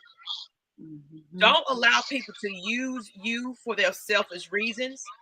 You got to be strong and don't let anything break you or leave you shattered. Because guess what? They win in that instance. They did their part. They beat you down and you stayed there. That's exactly what they wanted you to do. So choose the people whom you want in your life that are there for a real true reason. And one more thing, in life, you will realize there is a role for everyone you meet. Listen to that, okay? Some will test you, like you said. Some will love you. But the ones who are truly important are the ones who bring out the best in you. Don't ignore it. Okay? Sometimes it might be tough love, but sometimes people are giving you that to really show you that, you know what? Forget about it. We care about you. We care about your well-being. We care about everything that it is to make you feel better in life. And that's what you need to start to accept. So, and these people are rare and amazing people who will remind you why it's worth it and that you are Yep. worth Yep. it. Okay? Yep. Remember that. It's I hard hitting, telling you. good show. Thank you. Thank you, everybody. We're going to get deep in here now. Go to church up in here. I know, and like I said, look, y'all, like Mike said, you want to be moved on up, whatever. That's not going to happen if you can't handle your present. You have to be able to handle it. I tell people life is like a video game. I'm not saying this life is taking it as a joke, but if you think about it, when you're playing, you try to get to higher levels, right? And on those levels, it gets harder, doesn't it? Doesn't it? Things come at you a little, it's different. So look, you have to learn. That is a real thing that God is not going to place any more on us than we can handle. So if you're showing him in the universe that you can't handle and deal with what you're going through now, how do you expect for him to move you forward? Absolutely. Jamie, you got some Got, last thoughts? yes, I do. Parent, child, all the parents that used to be children. You cannot love without forgiveness. All the trauma that you've been through in your childhood, Mhm. and then there's trauma that your parents or your guardian that was under their wing had some trauma of their own that you may not know or understand. But just understand this: there is no love without forgiveness. That's the best, because forgiveness is for yourself, not for the people that wrong you. When you And start that's my closing realizing statement. that, yeah, when you realize that it's not for them, I don't care what they feel and how they feel, Yep. it's for you. But you Yep. have to understand that concept, though. And this is to anybody. We're not just circling around one person. Anybody is on here that's watching silently and taking it all in, leave a comment. The answer is yes, ATL Leo, because I will find you personally. Oh Hmm. Yeah, yeah, I Oh, and will be I'll there bring too. Maggie along. Yeah, yeah. I'll say, Maggie, come on. We got a mission. We got Come on, somewhere to ATL. go. For real, we would love to meet you. Um, Yeah. it's gonna be a great time, and I'm excited to meet everybody. And truly, when you need a Hmm. big hug, we can go to the back and get a big old hug, and then you come out and be as hard as you want to. Yeah. Dude, we can have us We a. hug. We're huggers. We're You know what? And huggers. that's what we should do, Kai. I think it should be where some people that just kind of want to meet in the back and have a little sit down for a moment. We can try to incorporate that some type of way. Just kind of Cool. a little Okay. bit before or after, because I'm gonna be there early anyway. So if anybody want to get Okay. there earlier while we're kind of setting up and everything, I'm more than welcome to open that to before the party starts, and we just Hmm. have a private chat before. maybe a little prayer before or whatever. That sounds I good. feel like we can incorporate that before the craziness, because I'm drinking and everything else. So it's gonna get crazy. I'm just playing. But on that note, people, follow us everywhere we need to be. Does this mean I need to be? Yes. Well, I'm gonna blame Mike and Matt Ryan for this. I will be going to the event. I'm glad. Man. That's right. Jay, if you could, are you able to drop our Discord link? I'm about to find it. Is it in here? Okay. Not yet. I'm going to the Discord now. Discord. That's right. You need to be there, sir. Be there. I'm about to put it on there. But on that note, people, we put this Discord chat on here. One chat. I'm also I think it's in the description of our show anyway. I want to say, but I'm gonna get it. It might be. I think it is. I put it in the Discord. The description. Don't beat me up if it's not. I was trying to figure out how to do this thing. I don't never know how to share or anything, y'all. Bear with me. We out here though. We out. Love y'all. Love you, sis. Come back to the chat and you'll see it at the original video. That's what we're gonna do, because I want to keep prolonging this. Try to figure out how to share this thing. There we go. Jay said it's there. Okay, appreciate it. We'll put it in there. Okay. We on there. We good. It's in the chat. All right, people. On that note, appreciate you there. Okay, so just look at the description then. I make sure I put it on there. Yeah. It's in the description. Join us in the Discord right now. All right, people. And we out. See y'all. Love y'all. Take care.